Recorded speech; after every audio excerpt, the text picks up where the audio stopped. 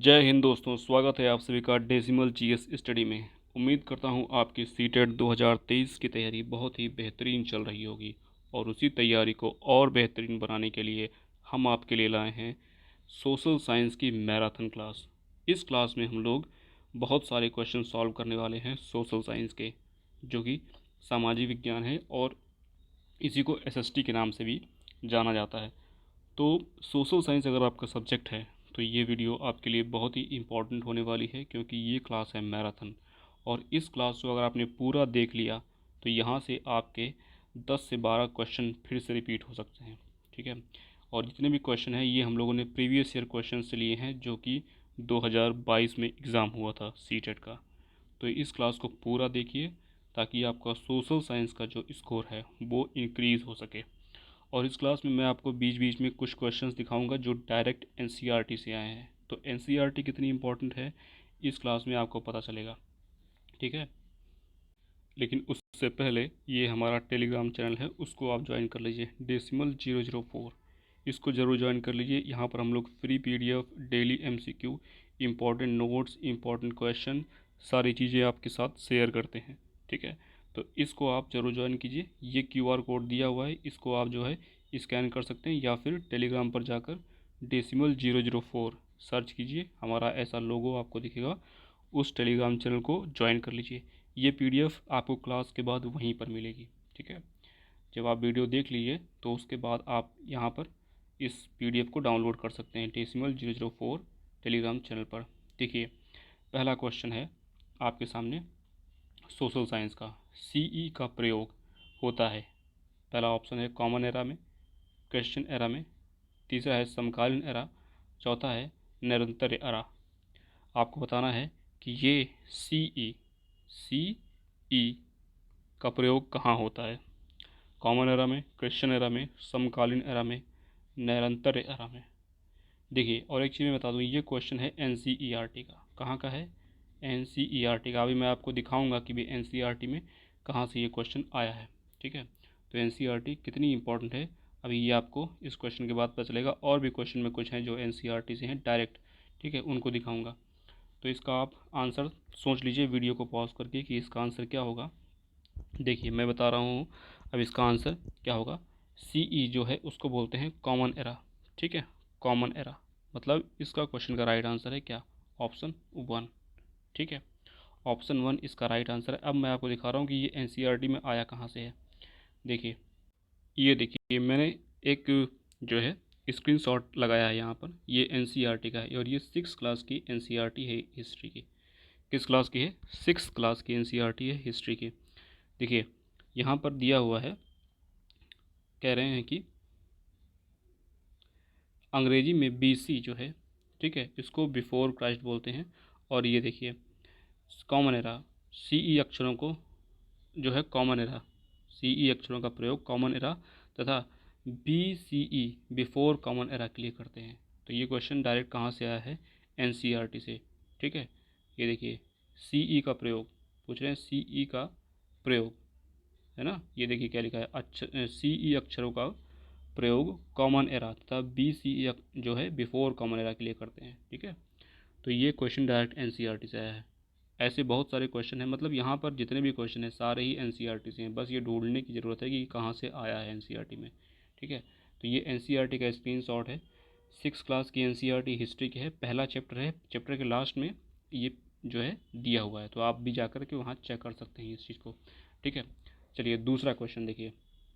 दूसरा क्वेश्चन है कथन के फॉर्म में दिया है। कथन ए तथा कथन बी को पढ़ें, सही विकल्प को चुनें।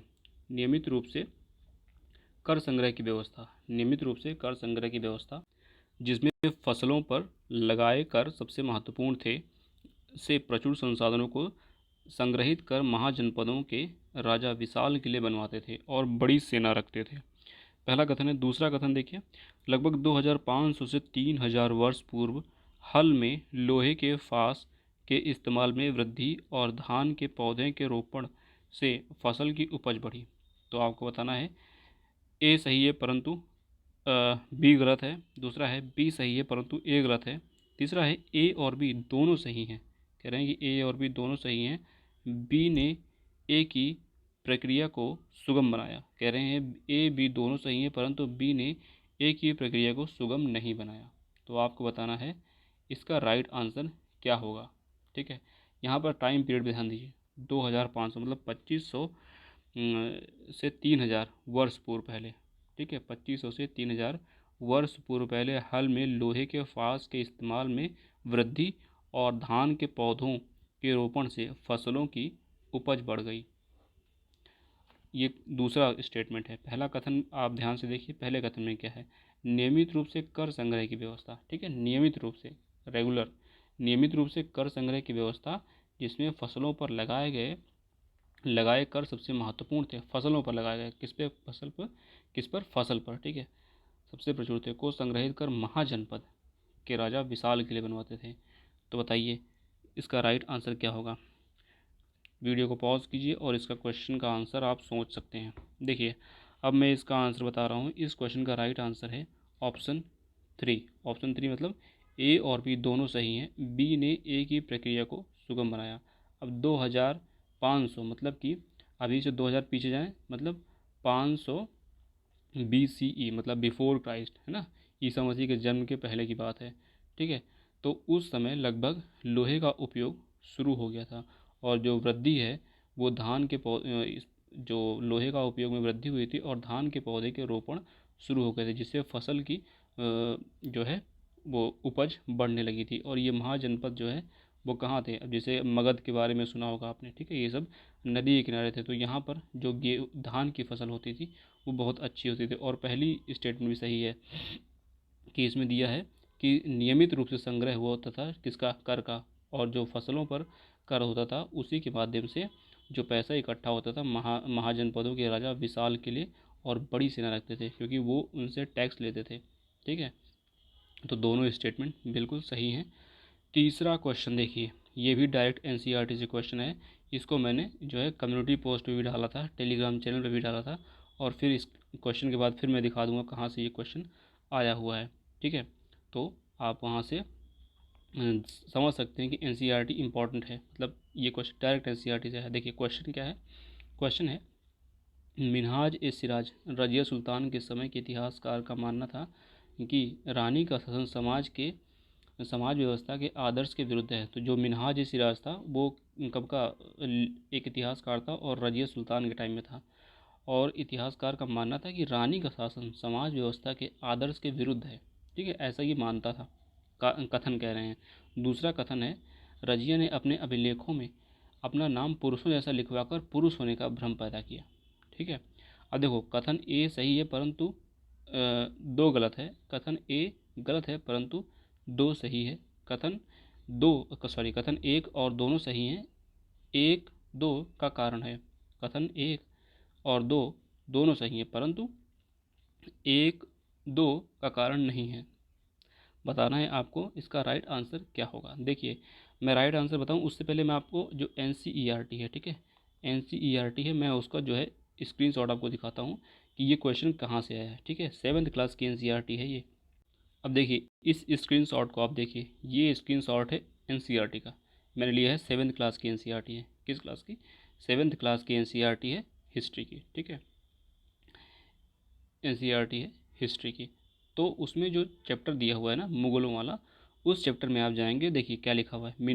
मिनहाज ए सिराज का सोचना था कि ईश्वर ने जो आदर्श समाज व्यवस्था बनाई है, ईश्वर ने जो आदर्श समाज व्यवस्था बनाई है उसके अनुसार स्त्रियों को पुरुषों के अधीन होना चाहिए, मतलब स्त्रियां पुरुषों से नीचे हैं, और रानी का शासन इस व्यवस्था के विरुद्ध जाता है। ठीक है, यही स्टेटमेंट सेम जो है उसमें कहा गया है क्वेश्चन में। अब देखो दूसरी लाइन देखो, रानी रुद्रम्मा देवी के व्यवहार से रजिया का व्यवहार बिल्कुल विपरीत था। मतलब जैसा रानी रुद्रम्मा थी, यहाँ पे दिया गया है रुद्रम्मा देवी ने अपने अभिलेख में अपना नाम पुरुषों जैसा लिखवाकर अपने पुरुष होने का भ्रम पैदा किया है। और क्वेश्चन में दिया हुआ है कि रजिया सुल्तान ने अपना पुरुषों जैसा नाम लिखवा करके पुरुष होने का भ्रम पैदा किया है। तो मतलब दूसरी स्टेटमेंट गलत है, क्योंकि यहाँ पर रजिया सुल्तान ने नहीं भ्रम पैदा किया, किसने किया? रानी रुद्रम्मा ने अपना पुरुषों जैसा नाम लिखवाया था। तो दूसरी स्टेटमेंट गलत हो गई, और पहली स्टेटमेंट में ये बिल्कुल सही स्टेटमेंट है कि मिनहाज ए सिराज के अनुसार, ठीक है, मिनहाज ए सिराज जो था इतिहासकार था, उसके अनुसार जो है रानी का शासन इस व्यवस्था के विरुद्ध जाता है। ठीक है, मतलब कि ये जो व्यवस्था है इसके विरुद्ध जाता है, तो इस हिसाब से दूसरी स्टेटमेंट गलत हो जाएगी। क्यों? क्योंकि रानी रुद्रम्मा ने जो है भ्रम पैदा किया था, ना कि रजिया सुल्तान ने। ठीक है, अब आइए क्वेश्चन। तो यहाँ से आपको समझ में आ गया होगा कि जो दूसरा ऑप्शन है, ठीक है, ये गलत है। ये जो बताया जा रहा है कि रजिया ने अपने अभिलेख में अपना नाम पुरुषों ने ऐसा लिखवाया, तो ये स्टेटमेंट तो गलत हो गई ना आपको एनसीईआरटी से देख करके। तो जहाँ पे कह रहे हैं कि कथन दो सही है, तो दूसरा ये गलत हो जाएगा। ठीक है, ये भी कह रहे हैं कथन एक सही है परंतु दो गलत है, तो ये स्टेटमेंट पहली सही हो जाएगी। ठीक है, इस हिसाब से पहली स्टेटमेंट आपकी सही हो जाएगी। ठीक है, तो आपको समझ में आ गया होगा कि एनसीईआरटी इंपॉर्टेंट है या नहीं। देखो डायरेक्ट क्वेश्चन आया है एनसीईआरटी से।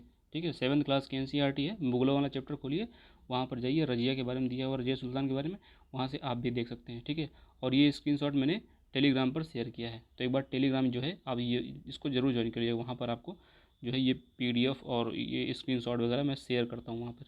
ठीक है, अगला क्वेश्चन, चौथे नंबर क्वेश्चन पे आइए। निम्नलिखित कथनों ए तथा बी को पढ़ें तथा सही विकल्प को चुनें।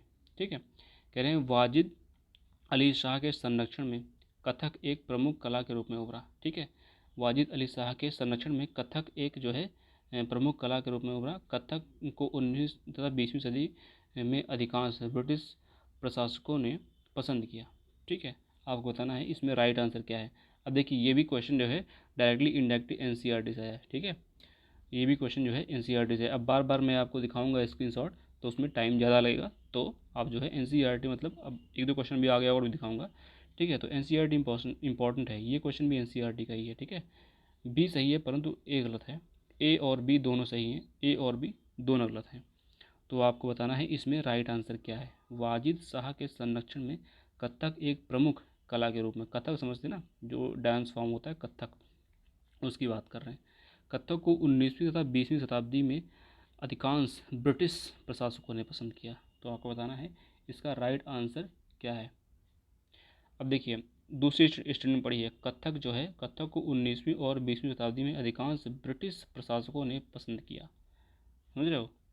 तो यहाँ पर देखो, अब ब्रिटिश प्रशासक जो है हम लोगों से नफरत ही करते थे, मतलब इंडियन से जो है वो नफरत ही करते थे, और वो हमारी जो है कल्चर है उससे भी नफरत करते थे। ठीक है, डायरेक्ट है, मतलब कि सीधी बात है कि उसमें कोई वो वाली बात नहीं है कि हाँ ब्रिटिश हमारी जो है चीज़ों को पसंद करते थे, मतलब वो डायरेक्ट मना करते थे कि ये लोग एकदम बेवकूफ़ लोग हैं, है ना। हम लोगों को इंडियंस जो है उनको बेवकूफ़ लगते थे अंग्रेज़ों को, इसीलिए वो हमारी किसी चीज़ को पसंद नहीं करते थे। मतलब हमारा चाहे डांस फॉर्म हो या हमारी कल्चर हो, है ना। अगर हमारे यहाँ पे जो मंदिरों में लोग ब्राह्मण इस तरह जाते हैं जनेऊ पहन के, तो उनको लगता है कि ये क्या है, ये तो आधे नंगे जा रहे हैं, शरीर पे आधे कपड़ा नहीं है ना, कमर नीचे कुछ धोती टाइप की लपेट ली है, ऊपर कुछ पहना ही नहीं है ना, और सिर आधा घुटवाया है, जटा रखी है थोड़ी बहुत। तो ये सब उन लोग को बड़ा अजीब लगता था कि ये लोग क्या कर रहे हैं, इनके और इनका डांस फॉर्म कथक अलग ही तरह के डांस कर रहे हैं, हमारे यहाँ तो अलग तरह के डांस होते हैं, है ना। तो इन लोग को चीज़ें पसंद नहीं थी पहले। तो दूसरी चीज़ आप खुद सोचो, ब्रिटिश जो है हमारी किसी चीज़ को नहीं पसंद करते थे, तो हमारे डांस फॉर्म जो कथक था उसको क्यों पसंद करेंगे, है ना। तो इस हिसाब से ये दूसरी स्टेटमेंट गलत हो जाएगी। ठीक है, लॉजिक आप सोचो कि ब्रिटिश प्रशासकों ने, अधिकांश कह रहा है, अधिकांश ब्रिटिश प्रशासक, ठीक है, एक आध कभी कोई रहा हो किसी को थोड़ा बहुत इंटरेस्ट आ गया हो, लेकिन पसंद करते थे ऐसा कुछ नहीं था। तो दूसरी स्टेटमेंट जो है वो यहाँ पे अगर आप काट दो, ठीक है, दूसरी स्टेटमेंट गलत मान लो। ठीक है, और ये जो पहला ऑप्शन दिया हुआ है कि वाजिद अली शाह के संरक्षण में कथक एक प्रमुख कला के रूप में उभरा, तो ये ठीक चीज़ है, क्योंकि बहुत सारे ऐसे जो सुल्तान या राजा थे जिन्होंने इस तरह की चीज़ों को बढ़ावा दिया। ठीक है, क्योंकि उनको उससे इंटरटेनमेंट मिलता था। ठीक है, और कुछ राजा थे जिनका इसमें इंटरेस्ट भी था।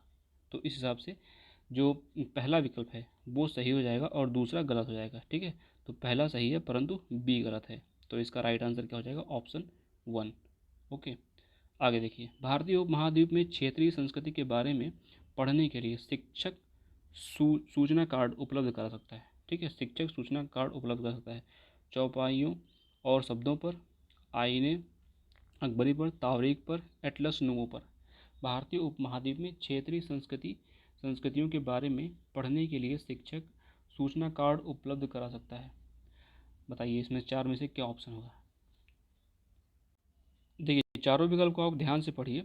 एटलस नुबो जो है ये तो कुछ अंग्रेजी टाइप का लग रहा है। ठीक है, तो ये तो हो नहीं सकता। भारतीय संस्कृति भारतीय उपमहाद्वीप की क्षेत्रीय संस्कृति के बारे में करें। आईने अकबरी है मतलब अकबर के बारे में कुछ लिखा हो। तावरीख जो थी ये इतिहासकार थे, और ये मुगलों का इतिहास जो लिखा था वो तावरीख थी। ठीक है, तो बचता है चौपाई और शब्दों पर। ठीक है, चौपाइयों और शब्दों पर।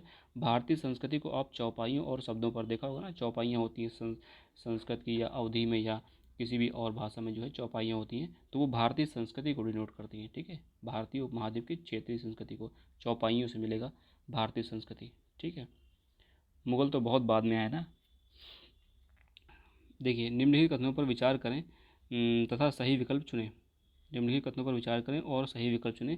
देखिए, कथन पहला है कि 13वीं सदी के बाद की अवधि में लिखित सामग्री की संख्या और विविधता आश्चर्यजनक रूप से बढ़ गई। कब? 13वीं सदी के बाद। शब्द पर ध्यान दीजिए, 13वीं सदी के बाद की अवधि में लिखित सामग्री की संख्या और विविधता आश्चर्यजनक रूप से बढ़ गई। ठीक है, ऐसा क्या हो गया? 14वीं सदी के दौरान कागज क्रमशः सस्ता और आसानी से उपलब्ध होने लगा। 14वीं शताब्दी के बाद कागज सस्ता हो गया बता रहे हैं, और आसानी से उपलब्ध होने लगा। मतलब 14वीं शताब्दी के पहले महंगा था, और आसानी से महंगा रहा होगा तभी आसानी से उपलब्ध नहीं रहा होगा, है ना, हो सकता है। तो बताइए इसमें क्या राइट आंसर है। ठीक है, क्वेश्चन नंबर 6 है, बताइए इसका राइट आंसर क्या है।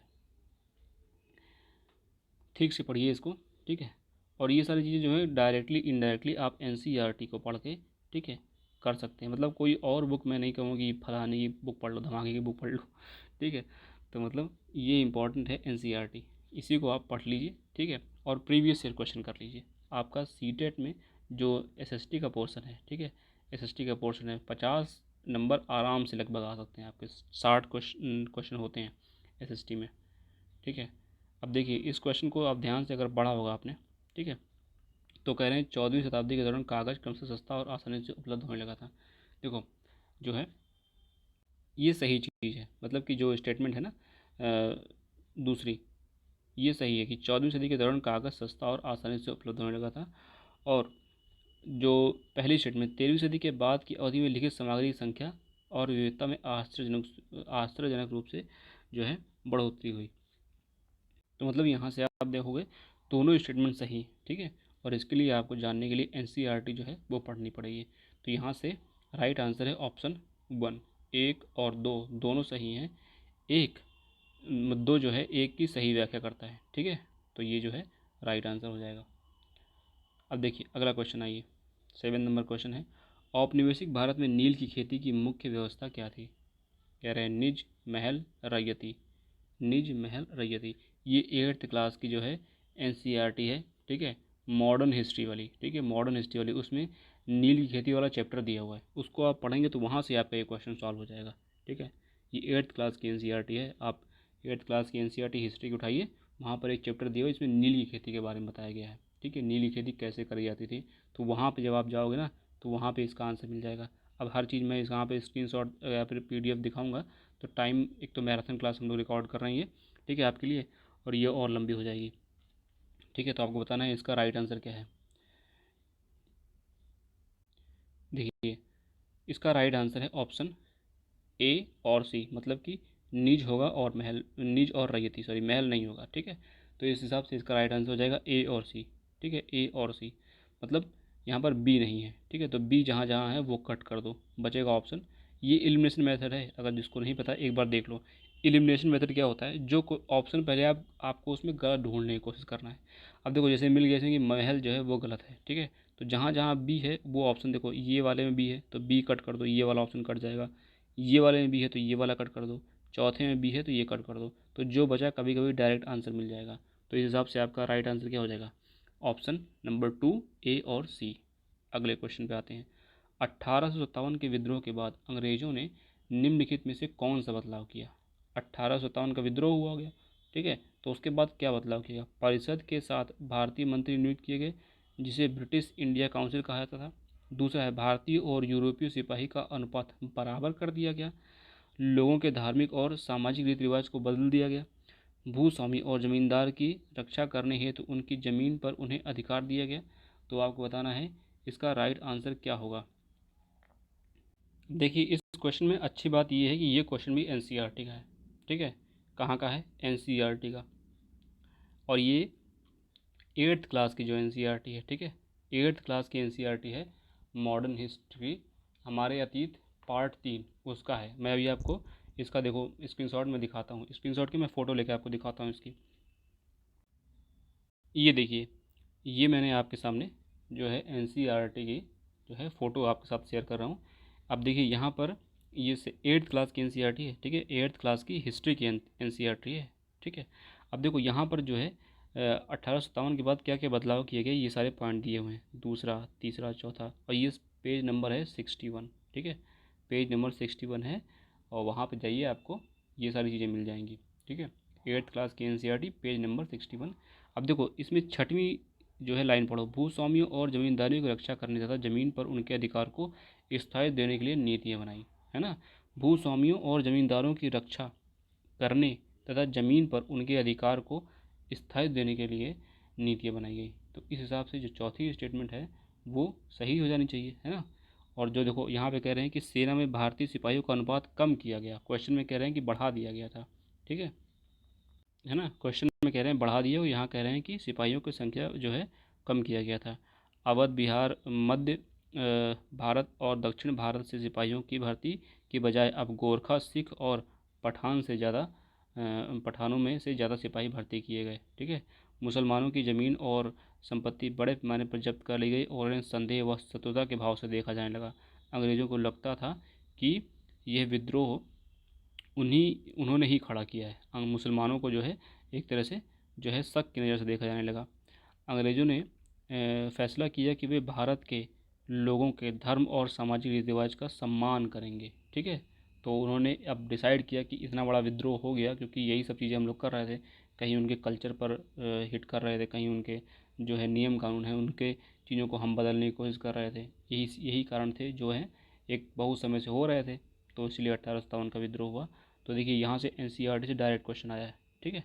तो एनसीईआरटी ज़रूर पढ़िए, जब 6th 7th 8th क्लास की एनसीईआरटी पढ़ लोगे तो आपका जो है 30 नंबर में से मतलब 25-26 नंबर यहीं से मिल जाएगा। उसके नोट भी छोटे छोटे बना लीजिए, या फिर एनसीईआरटी पढ़ लीजिए, एक किताब को 3-4 बार पढ़ लेंगे तो काम हो जाएगा। अभी बहुत टाइम है आपके पास, हाँ। तो अब यहाँ से देखो, जो पहली स्टेटमेंट परिषद के साथ भारत मंत्री नियुक्त किया गया है, जिसे ब्रिटिश इंडिया काउंसिल कहा गया, ठीक है। तो ऐसा जो है कुछ नहीं हुआ था, ये भी स्टेटमेंट गलत है। भारतीय और यूरोपीय सिपाहियों का अनुपात बराबर किया गया, नहीं, भारतीय सिपाहियों का अनुपात कम कर दिया था, अभी हमने देखा पीछे, है ना, किताब में एनसीईआरटी में। लोगों के धार्मिक और सामाजिक रीति रिवाज को बदल दिया गया, नहीं, उन्होंने धार्मिक और सामाजिक रीति रिवाज का सम्मान करने की बात कही गई है ना किताब में। तो ये स्टेटमेंट चौथी बचती है, ठीक है। भूस्वामियों और जमींदारों की ये छठवीं, उसमें छठवां पॉइंट जो दिया था किताब में वहाँ से देखा होगा, भूस्वामियों और जमींदारों की रक्षा करनी है तो उनकी ज़मीन पर उन्हें अधिकार दिया गया, तो ये स्टेटमेंट सही हो जाएगी, ठीक है। तो यहाँ से आपकी जो चौथी स्टेटमेंट है वो सही हो जाएगी। अगला क्वेश्चन देखिए, निम्नलिखित में से किसने पूना में विधवा गृह की स्थापना की, ठीक है, पूना में विधवा गृह की स्थापना की। ज्योतिबा राव फूले ने, वीरेश लिंगम पंतलू ने, ताराबाई शिंदे ने, पंडित रमाबाई ने। बताना है इसका राइट आंसर क्या होगा कि पूना में विधवा गृह की स्थापना। और देखिए ये क्वेश्चन जो है एनसीईआरटी से दिया हुआ है, ठीक है, एनसीईआरटी से, एनसीईआरटी से। अभी मैं दिखा रहा हूँ आपको कहाँ से एनसीईआरटी से दिया हुआ है, ठीक है। ये क्वेश्चन जो है एनसीईआरटी से दिया हुआ है। अब देखिए मैं आपको एक स्क्रीनशॉट नहीं फ़ोटो में दिखा रहा हूँ कि इसका आंसर आपको कहाँ मिलेगा। एनसीईआरटी में 8th क्लास की जो भी एनसीईआरटी दिखाई थी ना, उसी में आपको इसका आंसर मिलेगा। अब देखिए इस फ़ोटो को आप देखिए, ये देखिए पंडित रमाबाई जी के बारे में दिया हुआ है यहाँ पर। यहाँ पर पढ़िए जो बगल में पैरा दिया हुआ है, संस्कृत की महान विद्वान पंडित रमाबाई का मानना था कि हिंदू धर्म महिलाओं का दमन करता है। उन्होंने ऊंची जातियों की हिंदू महिलाओं की दुर्दशा पर एक किताब भी लिखी, ठीक है। उन्होंने पूना में एक विधवा गृह की स्थापना की, ठीक है, पूना में विधवा गृह की स्थापना। अब देखिए डायरेक्ट आंसर मिला ना आपको यहाँ से कि विधवा गृह की स्थापना किसने की, पंडित रमाबाई ने, और कहाँ पे की, पूना में की, जहाँ ससुराल वालों के हाथों अत्याचार झेल रही महिलाओं को पनाह दी जाती थी। वहाँ महिलाओं को ऐसी चीज़ें सिखाई जाती थी जिनके सहारे वे अपनी रोजी रोटी चला सकें, मतलब उनको स्किल्ड किया जाता था, कुछ ना कुछ चीज़ें सिखाई जाती थी, ठीक है। तो इस चीज़ को आप ध्यान रखिए कि एनसीईआरटी से क्वेश्चन आ रहे हैं डायरेक्ट, ठीक है। अब यहाँ से अब देखो मैंने डायरेक्ट आपको प्रूफ दिखाया कि कहाँ से आ रहा है। अब इसे सामने पैराग्राफ पढ़ते समय इस तरह की चीज़ें आप पढ़ते चलिए, ठीक है। मतलब 8th क्लास की एनसीईआरटी है ये, 8th क्लास की एनसीईआरटी। अभी पिछले एक क्वेश्चन दिखाया, ठीक है, वो भी 8th क्लास की एनसीईआरटी से 1857 वाला, ठीक है। और फिर ये क्वेश्चन देखो एनसीईआरटी से है, तो एनसीईआरटी अगर पढ़ के जाओगे तो आपका काम हो जाना है, ठीक है। तो ये एनसीईआरटी इम्पॉर्टेंट है, ठीक है। ठीक है, 8th क्लास की, 7th क्लास की और 6th क्लास, 3 एनसीईआरटी आपको पढ़ के जाओगे तो आपका सोशल स्टडी पेपर बहुत अच्छा होगा। और मैंने पढ़ाई एनसीईआरटी, मतलब पढ़ने की ज़रूरत भी नहीं है, आप वीडियो देख लो। ठीक है, वीडियो देखोगे तो वहीं से आपका काम हो जाएगा। तो अब वो फ़ोटो देखने के बाद आपको समझ में आ गया होगा कि इसका जो है आंसर क्या होगा, पंडित रामाबाई। ठीक है, पंडित रामाबाई। आगे देखिए 10वां क्वेश्चन, निम्नलिखित सुधार आंदोलनों को इनके नेताओं के साथ मिलान करें। सतनामी आंदोलन, दूसरा है सत्य शोधक समाज, तीसरा है मंदिर प्रवेश आंदोलन, चौथा है स्वाभिमान आंदोलन। ठीक है, सामने इसके दिया है पेरियार, बी आर अम्बेडकर। ठीक है, बी आर अम्बेडकर जी का नाम है, ये थोड़ा सा वैसे लिख दिया अम्बेडकर। अब देखिए तीसरा ऑप्शन है ज्योतिबा फूले, और फिर है घासीदास। बताना है, इसको मिलान करना है इसका राइट आंसर। अब देखिए ये क्वेश्चन देखिए, इसमें एक तरफ जो है यहाँ पर आंदोलन दिए गए हैं और एक तरफ जो है लोगों के नाम दिए हुए हैं। लोगों के नाम मतलब जो जिन लोगों ने आंदोलन चलाया उनके नाम दिए गए हैं। अब देखिए अगर आप 8th क्लास की एनसीईआरटी को पढ़ते तब भी ये आपका जो है ऑप्शन जो है मतलब आप ढूंढ सकते थे कौन सा जो है इन चारों में से ऑप्शन सही है। ठीक है, देखिए मैं आपको इसका दिखा रहा हूँ, जो है एक फ़ोटो दिखा रहा हूँ उसको, कि एनसीईआरटी में इसका आंसर कैसे ढूंढ सकते थे आप। अब इस फ़ोटो को देखिए आप, यहाँ पर देखिए जो मैंने शेयर किया आपके साथ। देखो यहाँ पर लास्ट लाइन में क्या दिया हुआ है, 1927 से 1935 के बीच अम्बेडकर ने मंदिर में प्रवेश के लिए 3 आंदोलन चलाए। वह पूरे देश को दिखाना चाहते थे कि समाज में जातीय पूर्वाग्रहों की जड़ कितनी मजबूत है। ठीक है, 1927 में अम्बेडकर ने मंदिर प्रवेश आंदोलन शुरू किया, जिसमें महार जाति के लोगों ने बड़ी संख्या में हिस्सा लिया। देखो अब डायरेक्ट मिल गया ना कि मंदिर में प्रवेश का आंदोलन जो है किसने चलाया, डॉक्टर अम्बेडकर ने। ठीक है, अब क्वेश्चन पे आते हैं। क्वेश्चन में दिया हुआ है मंदिर प्रवेश आंदोलन, ये देखो मंदिर प्रवेश आंदोलन, इसका मैच आप डॉक्टर बी आर अम्बेडकर से कराओ। ठीक है, देखो तो इस हिसाब से आपका जो है ऑप्शन कौन सा सही होगा, ये मैच कराया डॉक्टर बी आर अम्बेडकर से। सी का 2, अब देखिए सी का 2 केवल एक ही ऑप्शन में है। सी का यहाँ 3 दिया हुआ है, यहाँ 1 दिया हुआ है, यहाँ पे 4 दिया हुआ है। तो जहाँ सी का 2 है केवल वही ऑप्शन आप अगर टिक कर दो, है ना, तो जहाँ सी का 3 दिया है ये स्टेटमेंट पूरी गलत हो गई, जहाँ सी का 1 दिया है ये गलत हो गई, जहाँ सी का 4 दिया है ये गलत हो गई। तो ऑप्शन बचता है कौन सा, ऑप्शन 3 राइट आंसर बचता है। और इसका राइट आंसर क्या है, ऑप्शन नंबर 3।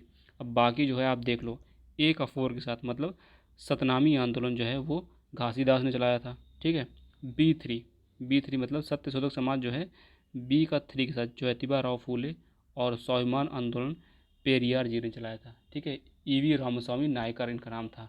पेरियार जी का नाम क्या था, ईवी रामस्वामी नायकर, और इनको पेरियार भी कहा जाता था। तो कहीं कहीं इनका नाम आप एनसीईआरटी में देखोगे ना तो लिखा है ईवी रामस्वामी नायकर और ब्रैकेट में पेरियार। तो यहाँ से आपका ये क्वेश्चन सॉल्व हो जाता। ठीक है, एनसीईआरटी से। अब देखो एनसीईआरटी से डायरेक्ट क्वेश्चन आ रहे हैं, दूसरी किताबें फालतू इधर उधर पढ़ने की कोई ज़रूरत नहीं है। एनसीईआरटी आप कर लोगे तो आपके जो है मतलब एसएसटी में कोई दिक्कत होने वाली नहीं है, ज्योग्राफी में, हिस्ट्री में, भूगोल में। ठीक है, अब 11वां क्वेश्चन देखिए, कह रहे हैं कि 19वीं सदी के भारत में समाज सुधारक भारतीय समाज में परिवर्तन करना चाहते थे। 19वीं सदी के भारत में समाज सुधारक भारतीय समाज में परिवर्तन करना चाहते थे क्योंकि वे चाहते थे कि अन्यायपूर्ण तौर तरीके से छुटकारा पाया जाए। वे मानते थे कि परिवर्तन आवश्यक था। वे ब्रिटिश अधिकारियों द्वारा की गई आलोचना से शर्मिंदा थे। तो आपको बताना है इसका राइट आंसर क्या है। ठीक है, मतलब कि भारतीय समाज सुधारक, भारत में समाज सुधारक जो परिवर्तन करना चाहते थे, जो भारतीय समाज सुधारक थे, तो वो क्या करना चाहते थे 19वीं सदी के भारत में, कह रहे हैं 19वीं सदी के। ठीक है ना, बताना है कौन सा राइट आंसर। अब देखो तीसरी स्टेटमेंट देखो, सी नंबर वाली, वे ब्रिटिश अधिकारियों द्वारा की गई आलोचना से शर्मिंदा थे। शर्मिंदा क्यों होंगे वो खुद ही जो है उनको शर्मिंदा करने की कोशिश कर रहे थे। ठीक है, तो ये स्टेटमेंट बिल्कुल गलत है।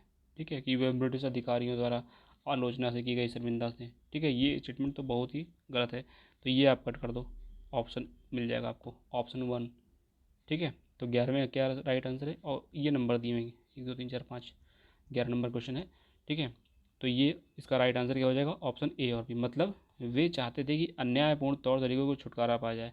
मतलब जो ब्रिटिश अधिकारी थे वो अन्याय कर रहे थे ना, मतलब कि जो है अगर किसी ने क्राइम किया है, तो जैसे मान लो इंडियन है, किसी ने क्राइम किया है, ठीक है, और एक क्राइम किसी अंग्रेज ने किया है, अंग्रेज कर्मचारी ने, अंग्रेज अधिकारी ने किया है, तो इनके लिए जज अलग होते थे, इनके लिए जज अलग होते थे। तो पहला अन्याय तो यही है। ठीक है, और दूसरा अन्याय क्या है, जहाँ ये लोग जा रहे हैं वहाँ पे इंडियंस को जाने की जो है परमिशन नहीं थी, तो ये भी एक तरह के अन्याय थे। तो इस तरह के बहुत अन्याय थे। किसानों को बताया जाता था कि तुम्हें क्या बोना है, ठीक है, नहीं बोने पर उनको दंड दिया जाता था, तो ये भी एक अन्याय है, ठीक है।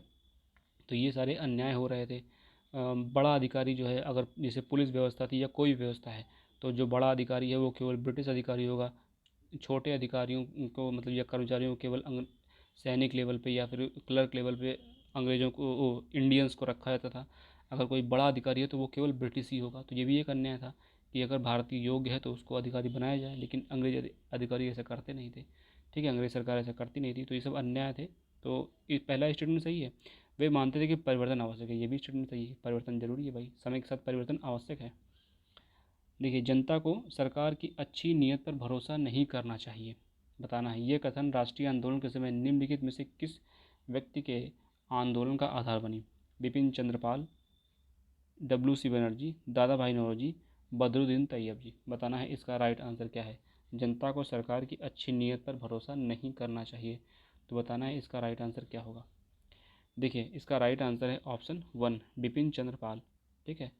उन्होंने कहा कि जनता को सरकार की अच्छी नीयत पर भरोसा नहीं करना चाहिए। यह कथन राष्ट्रीय आंदोलन के समय जो है बिपिन चंद्रपाल, इनका राइट आंसर होगा। आगे देखिए, बंगाल के विभाजन और स्वदेशी आंदोलन के विषय में निम्नलिखित में से कौन से कथन सही नहीं है? नहीं बताना है, गलत बताना है, ठीक है। 13 नंबर क्वेश्चन है, ठीक है, बताना है कौन सा नहीं है।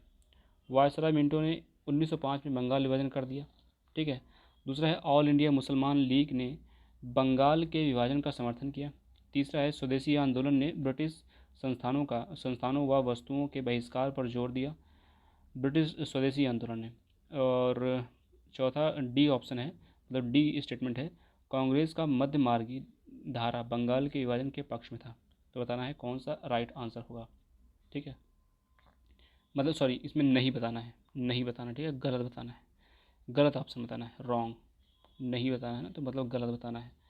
अब देखिए, पहला ऑप्शन को आप देखिए, वायसराय मिंटो ने 1905 में बंगाल विभाजन किया।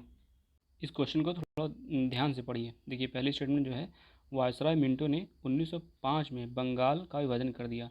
देखो, अब अगर आपने बंगाल विभाजन पढ़ा होगा तो आपको पता होगा कि मिंटो के टाइम में जो है बंगाल विभाजन नहीं हुआ था, लॉर्ड कर्जन के टाइम में बंगाल विभाजन हुआ था। तो यहाँ पे गलत स्टेटमेंट बतानी है। यहाँ पे शब्द को ध्यान दो, देखो यहाँ पे नहीं बताना है, क्या लिखा है, नहीं, कौन सा सही नहीं है। तो इस हिसाब से तो पहला तो बिल्कुल सही नहीं है, मतलब ये गलत है, ये सही नहीं है, क्योंकि मिंटो नहीं, यहाँ पे कर्जन होना चाहिए था, ठीक है। तो इस हिसाब से ये गलत, हमको गलत स्टेटमेंट ही बतानी है, नहीं लगा है ना शब्द में, तो यहाँ पे हमको गलत स्टेटमेंट बतानी है। तो ये बिल्कुल जो है सही स्टेटमेंट है। अब देखो, दूसरा विकल्प, ऑल इंडिया मुस्लिम लीग ने बंगाल विभाजन का समर्थन किया, तो ये स्टेटमेंट सही है। मतलब हमको गलत स्टेटमेंट ढूंढनी है, तो ये स्टेटमेंट तो हमारी नहीं होगी, क्योंकि हमको गलत स्टेटमेंट बतानी है। स्वदेशी, अब देखो यहाँ पे देखो, कांग्रेस तो मतलब कि जिसमें ए ना हो, मतलब ये तो गलत स्टेटमेंट है, ये तो होनी ही चाहिए। तो जिसमें ए ना हो वो कट कर दो, ये ऑप्शन कट हो जाएगा, ये ऑप्शन कट हो जाएगा। अब देखो, दूसरा कह रहे हैं कि ऑल इंडिया मुस्लिम लीग ने बंगाल के विभाजन का समर्थन किया, तो ये स्टेटमेंट सही स्टेटमेंट है कि मुस्लिम लीग ने बंगाल विभाजन का समर्थन किया। तो इस हिसाब से तो हमको गलत स्टेटमेंट ढूंढनी है, ये स्टेटमेंट है सही। तो हमको जहाँ पे ये स्टेटमेंट होगी वो स्टेटमेंट हम हटा देंगे, क्योंकि हमको गलत वाली चाहिए ना। समझ रहे हो ना आप क्वेश्चन पे, कि हमको गलत वाली चाहिए, तो ये वाली जो है हट जाएगी।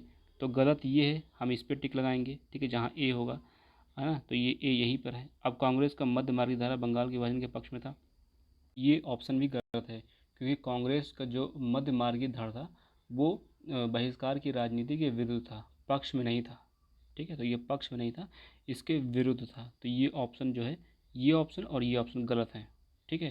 पहला विकल्प और चौथा विकल्प जो है गलत है। इस हिसाब से आपका राइट आंसर क्या होगा, ऑप्शन 1 आपका सही विकल्प हो जाएगा, ठीक है। इसमें गलत बताना था, ठीक है, गलत बताना था, सही नहीं बताना था। नहीं लगा है ना, तो गलत चीज़ ढूंढनी थी हमको।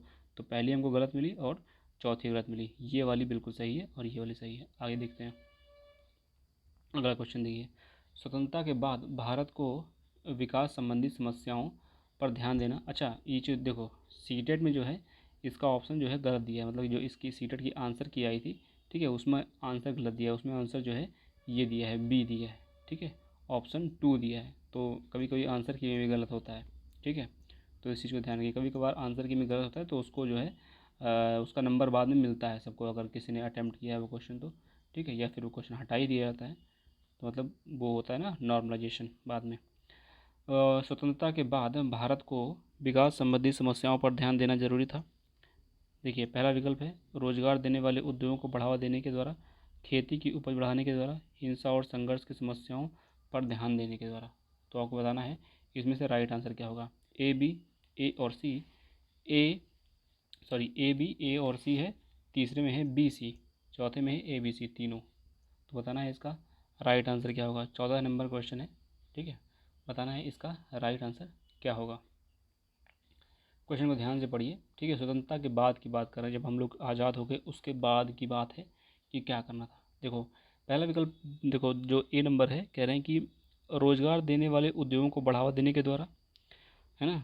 तो भारत के विकास संबंधी समस्याओं पर ध्यान देना जरूरी था। तो रोजगार देंगे तो जो है विकास हो सकता है, क्योंकि लोगों को पैसा मिलेगा, डेवलपमेंट होगा, ठीक है। खेती की उपज बढ़ाना भी था, है ना। जैसे वो 5 ईयर प्लान आया था ना, पंचवर्षीय योजना, तो खेती की उपज बढ़ाने के जो है लिए ध्यान दिया गया। हिंसा और संघर्ष की समस्या पर ध्यान देने के द्वारा, तो हिंसा और संघर्ष की समस्याओं को दूर करने की कोशिश की गई। तो इस हिसाब से इसका राइट आंसर 4 हो जाएगा, ए बी सी। आगे देखिए अगला क्वेश्चन है, क्षुद्र ग्रह किसी कक्षाओं के बीच पाए जाते हैं। क्षुद्र ग्रह जो है किसी कक्षाओं के बीच, पृथ्वी और मंगल, दूसरा है मंगल और बृहस्पति, तीसरा है शुक्र और पृथ्वी, चौथा है बृहस्पति और शनि। क्षुद्र ग्रह बताना है आपको किसकी कक्षाओं के बीच पाए जाते हैं, ठीक है। क्षुद्र ग्रह किसी कक्षाओं, क्षुद्र ग्रह की पट्टी होती है ना, तो वो बताना है किसकी कक्षाओं के बीच पाए जाते हैं। अब देखो ये क्वेश्चन आपको कहाँ मिलेगा, मैं बता रहा हूँ, आप जाके देख सकते हो। 6 क्लास की जो NCERT है ज्योग्राफी की, ठीक है, ज्योग्राफी की, उसमें पहला चैप्टर दिया हुआ है जो सौरमंडल वाला, वहाँ पे जाइए, वहाँ पे आपको जो है क्षुद्र ग्रह के बारे में मिल जाएगा, ठीक है। तो जो 6 क्लास की NCERT है उसको खोलिए, वहाँ पर जो है पहला चैप्टर है जो सौरमंडल वाला, वहाँ पर जाइए, वहाँ पर आपको इस क्वेश्चन का राइट आंसर मिल जाएगा, ठीक है। तो NCERT पढ़ने के अलावा कोई बुक नहीं पढ़नी है आपको, ठीक है। अब देखिए 15 नंबर क्वेश्चन है, इसका राइट आंसर है ऑप्शन 2, मंगल और बृहस्पति, ठीक है, मंगल और बृहस्पति। अगला क्वेश्चन देखिए, अंतर्राष्ट्रीय तिथि रेखा के बारे में निम्न कथनों पर विचार कीजिए। सही विकल्प का चुनाव कीजिए। अंतर्राष्ट्रीय तिथि रेखा के बारे में बताना है यहाँ पर आपको। देखो पहला ऑप्शन है, मतलब विकल्प है कि ए नंबर है, ये प्रशांत महासागर के बीचों बीच से गुजरती है, ठीक है। कह रहे हैं कि प्रशांत महासागर के बीचों बीच से गुजरती है। क्या बात कि सही स्टेटमेंट है। तो पहली स्टेटमेंट बोल रहे हैं कि यह प्रशांत महासागर के बीचों बीच गुजरती है, तो क्या ये स्टेटमेंट सही है। आपको बताना है कि क्या ये स्टेटमेंट सही है। दूसरा कह रहे हैं यह लगभग 180 देशांतर के साथ चलती है। तीसरा बता रहे हैं कि यह लगभग 180 अक्षांश के साथ साथ चलती है, ठीक है। तो आपको बताना है इसमें से क्या राइट आंसर है। केवल एक सही, ए सही है, केवल बी सही है, केवल ए तथा बी सही है, चौथा है केवल ए तथा सी सही है। तो आपको बताना है इसका राइट आंसर क्या होगा। अब देखिए आपने अंतर्राष्ट्रीय तिथि रेखा के बारे में थोड़ा बहुत भी पढ़ा होगा, तो आपको ये पता होगा कि ये जो अक्षांश वाला शब्द है ना, अक्षांश लिखा है कि ये लगभग 180 अक्षांश के साथ चलती है, तो ये तो गलत है, ठीक है। अक्षांश तो नहीं है, ठीक है। ये अक्षांश और देशांतर अगर आपने पढ़ा है तो आपको ये समझ में आ जाएगा कि अक्षांश तो नहीं है, ठीक है। तो ये लगभग मतलब जो है, ये जो कह रहे हैं कि प्रशांत महासागर के बीचों बीच हो जाती है, तो ये बिल्कुल सही स्टेटमेंट है, ठीक है। और लगभग 180 देशांतर के साथ चलती है, तो ये भी सही स्टेटमेंट है, ठीक है। तो इस हिसाब से इसका राइट आंसर जो हो जाएगा वो ए और बी सही हो जाएगा, ठीक है। Option 3 is the right answer. आगे देखते हैं, जब 75 डिग्री पूर्व, ठीक है, 75 डिग्री पूर्व अक्षांश पर 10:30 पूर्वाह्न का समय हो रहा होगा, तब ग्रीनविच पर क्या समय होगा, ठीक है, तब ग्रीनविच पर क्या समय होगा। अब देखिए इस क्वेश्चन में पहली चीज़ तो यहाँ पर पूर्व अक्षांश नहीं होगा, ठीक है, यहाँ पर देशांतर होगा, ठीक है, देशांतर यहाँ पर कर लीजिए। पहली चीज़ तो यहाँ पर देशांतर होगा, ठीक है, अक्षांश नहीं होगा। तो आपको बताना है कि यहाँ पर राइट आंसर क्या होगा। अब इस हिसाब से ये सीटेड में ये क्वेश्चन गलत था, ठीक है, क्योंकि यहाँ पर अक्षांश नहीं होगा, ठीक है, देशांतर होगा। अक्षांश और देशांतर अगर आपने पढ़ा होगा तो आपको पता होगा कि 75 डिग्री पूर्व में अगर होगा तो क्या होगा यहाँ पर।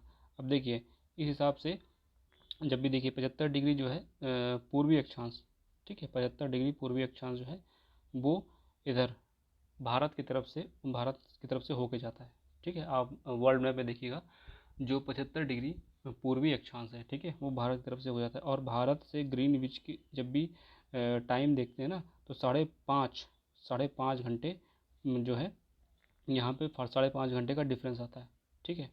तो इस हिसाब से इसका राइट आंसर हो जाएगा ऑप्शन 3, मतलब 5.5 पूर्वाह्न, ठीक है। मतलब ये इसके लिए आपको जो है मैं बता रहा हूँ कि 6 क्लास की जो एनसीईआरटी है उसका अक्षांश और देशांतर वाला चैप्टर पढ़ लीजिए, तो ये आपको समझ में आ जाएगा। अगर नहीं समझ में आया है, ठीक है, तो वो चैप्टर जरूर पढ़िए, वहाँ से आपको क्लियरिटी आ जाएगी इसमें कि टाइम कैसे निकालते हैं, ठीक है, टाइम कैसे निकालते हैं इस तरह, तो वहाँ से आपको ये समझ में आ जाएगा। अगला क्वेश्चन देखिए, निम्न में से कौन से युग्म सही सुमेलित हैं, ठीक है, कौन से युग्म सही सुमेलित हैं आपको बताना है। तो कौन सा राइट है, रियो डी जेनेरियो अफ्रीका बता रहे हैं, लॉस एंजल्स उत्तरी अमेरिका बता रहे हैं, और सिंगापुर एशिया बता रहे हैं। तो आपको बताना है, इधर पत्तन दिए हुए इधर महाद्वीप दिए हैं, तो बताना है आपको रियो डी जेनेरियो कहाँ है, अफ्रीका में है, क्या लॉस एंजल्स उत्तरी अमेरिका में है, या सिंगापुर एशिया में है। तो आपको बताना है इसका राइट आंसर क्या होगा। देखिए, रियो डी जेनेरियो अफ्रीका में तो नहीं है, ये आपको पता होना चाहिए। तो ये पहला ऑप्शन कट कर दो, जहाँ जहाँ है, बचेगा ऑप्शन 3, ठीक है। इस हिसाब से ऑप्शन 3 राइट आंसर होगा यहाँ पर, ठीक है। आगे देखिए, निम्न में से किस समुच्चय में उष्णकटिबंधीय घास स्थलों के नाम दिए गए हैं। सवाना, पैम्पास, लानोस, ठीक है। कौन से घास स्थल हैं उष्णकटिबंधीय, ठीक है, उष्णकटिबंधीय घास स्थल। देखिए, दो तरह घास स्थल होते हैं, एक उष्णकटिबंधीय, एक शीतोष्ण कटिबंधीय घास स्थल, ठीक है। तो बताना है आपको उष्णकटिबंधीय वाले, शीतोष्ण वाले नहीं बताना, ठीक है। तो आपको बताना है savanna, pampas, llanos, savanna, campos, llanos, steppe downs, campos, steppe downs, pampas, ठीक है। बताना है आपको कौन सा उष्ण कटिबंधीय घास स्थल है, ठीक है। देखिए, ये इसको मैंने करवाया है, आप एक वीडियो एनसीईआरटी की है, ठीक है, एनसीईआरटी की मैंने जब करवाई थी 7th क्लास की एनसीईआरटी, ठीक है, ज्योग्राफी की, वीडियो के जो थंबनेल है ना, उसी में मैंने इसकी फ़ोटो लगाई है। तो आप जाके एनसीईआरटी वाली ज्योग्राफी की वीडियो ढूंढिए, वहाँ पर मैंने वीडियो के जो थंबनेल है उसमें ये लगाया है, वही वाली वीडियो आप देखिए, तो वहाँ से आपका ये क्वेश्चन सॉल्व हो सकता है, ठीक है। तो अगर आपने नहीं देखी तो वो देखिए, यहाँ पर मैंने उष्णकटिबंधीय घास स्थल और शीतोष्णकटिबंधीय घास स्थल दोनों को पढ़ाया है, वहाँ से आपका ये क्वेश्चन सॉल्व हो जाएगा, ठीक है। अब देखिए, उष्णकटिबंधीय घास स्थल जो होते हैं, सवाना होता है, कंपोस होता है, लानोस होता है, ठीक है, सवाना, कंपोस, लानोस। तो सवाना, कंपोस, लानोस कहाँ पर है, सवाना, कंपोस, लानोस जो है ये है, सवाना, कंपोस, लानोस, ये उष्णकटिबंधीय है, ठीक है। और ये डायरेक्ट एनसीईआरटी का सवाल है, ठीक है, डायरेक्ट एनसीईआरटी का सवाल है, कहीं और से नहीं है। वो वाली वीडियो देखिए आप, मैंने एनसीईआरटी पढ़ाई, वहाँ पर ये पूरा रखा हुआ मिलेगा आपको एकदम। अब ये देखो, ये तो हो गए उष्णकटिबंधीय घास स्थल। मैं आपको बता दे रहा हूँ शीतोष्णकटिबंधीय घास स्थल कौन कौन से होते हैं।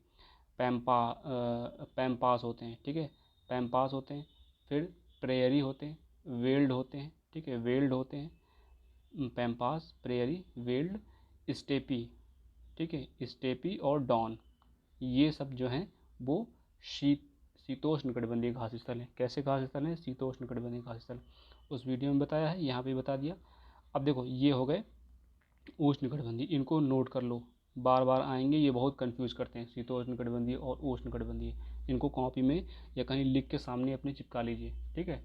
तो शीतोष्णकटिबंधीय क्या क्या हो गए, पैम्पास हो गए, अभी बताया, पैम्पास हो गए, ठीक है, प्रेयरी हो गए, वेल्ड हो गए, ठीक है, और चौथा हो गया स्टेपी हो गया, ठीक है, स्टेपी हो गया, और पांचवा हो गया डॉन, ठीक है। ये हो गए शीतोष्ण कटिबंधीय, और ये हैं उष्ण कटिबंधीय, ठीक है, ये हैं उष्ण कटिबंधीय, और ये हैं शीतोष्ण कटिबंधीय, ठीक है। इसको नोट कर लीजिए। विश्व के प्राचीनतम शैल 430 करोड़ वर्ष पूर्व बने। प्राचीनतम शैल जो है 430 करोड़ वर्ष पूर्व बने। आप इन शैलों को कहाँ देख सकते हैं। पूर्वी अंटार्कटिका के प्रिंस चार्ल्स पर्वत पर, उत्तरी अमेरिका के अपलेशियन प्रदेश में, फ्रांस के काकेशस प्रदेश में, ऑस्ट्रेलिया के पश्चिमी हिस्से में। तो बताइए, आपको वो चट्टान देखनी है, ठीक है, जो 430 करोड़ वर्ष पूर्व बनी है, तो आपको कहाँ जाना पड़ेगा, कहाँ जाएंगे आप देखने, बताइए।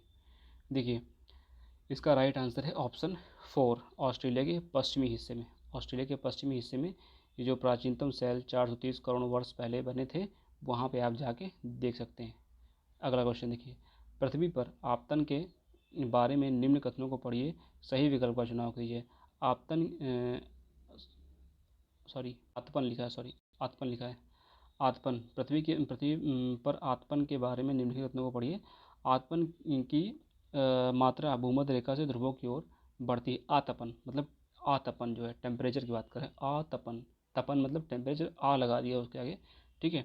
तो वो बताना है कि आतपन की मात्रा भूमध्य रेखा से ध्रुवों की ओर बढ़ती है ना। और विषुवत वृत्त कर्क तथा मकर रेखा की तुलना में अधिक आतपन प्राप्त करता है। तीसरा है सामान्यतः समान अक्षांश पर महाद्वीप तथा महाद्वीपों पर समुद्र की अपेक्षा अधिक आतपन होता है। मतलब कहते हैं सामान्यतः समान अक्षांश पर महाद्वीपों पर समुद्र की अपेक्षा अधिक आतपन होता है। तो बताना है इसका राइट आंसर क्या है। 21 नंबर क्वेश्चन है, बताना है इसका राइट आंसर क्या है। अब देखिए जैसे कि आपको पता होगा कि जैसे पृथ्वी है, ठीक है, ये भूमध्य रेखा है, तो भूमध्य रेखा से ध्रुवों की ओर जाओगे तो टेम्परेचर कम होता है, ठीक है। यहाँ पे कह रहे हैं, ठीक है, आतपन जो है कह रहे हैं कि आतपन बढ़ता है। तो इस हिसाब से ये स्टेटमेंट जो है, ठीक है, पहली स्टेटमेंट ए वाली ये गलत है, ठीक है। तो यहाँ से ये गलत हो जाएगी, ये गलत हो जाएगी, ये गलत हो जाएगी, ठीक है। बाकी जो है बचेगी ये आपको ऑप्शन 2, ठीक है। 21 का जो है ऑप्शन 2 राइट आंसर है, ठीक है। अगला क्वेश्चन देखिए 22 नंबर।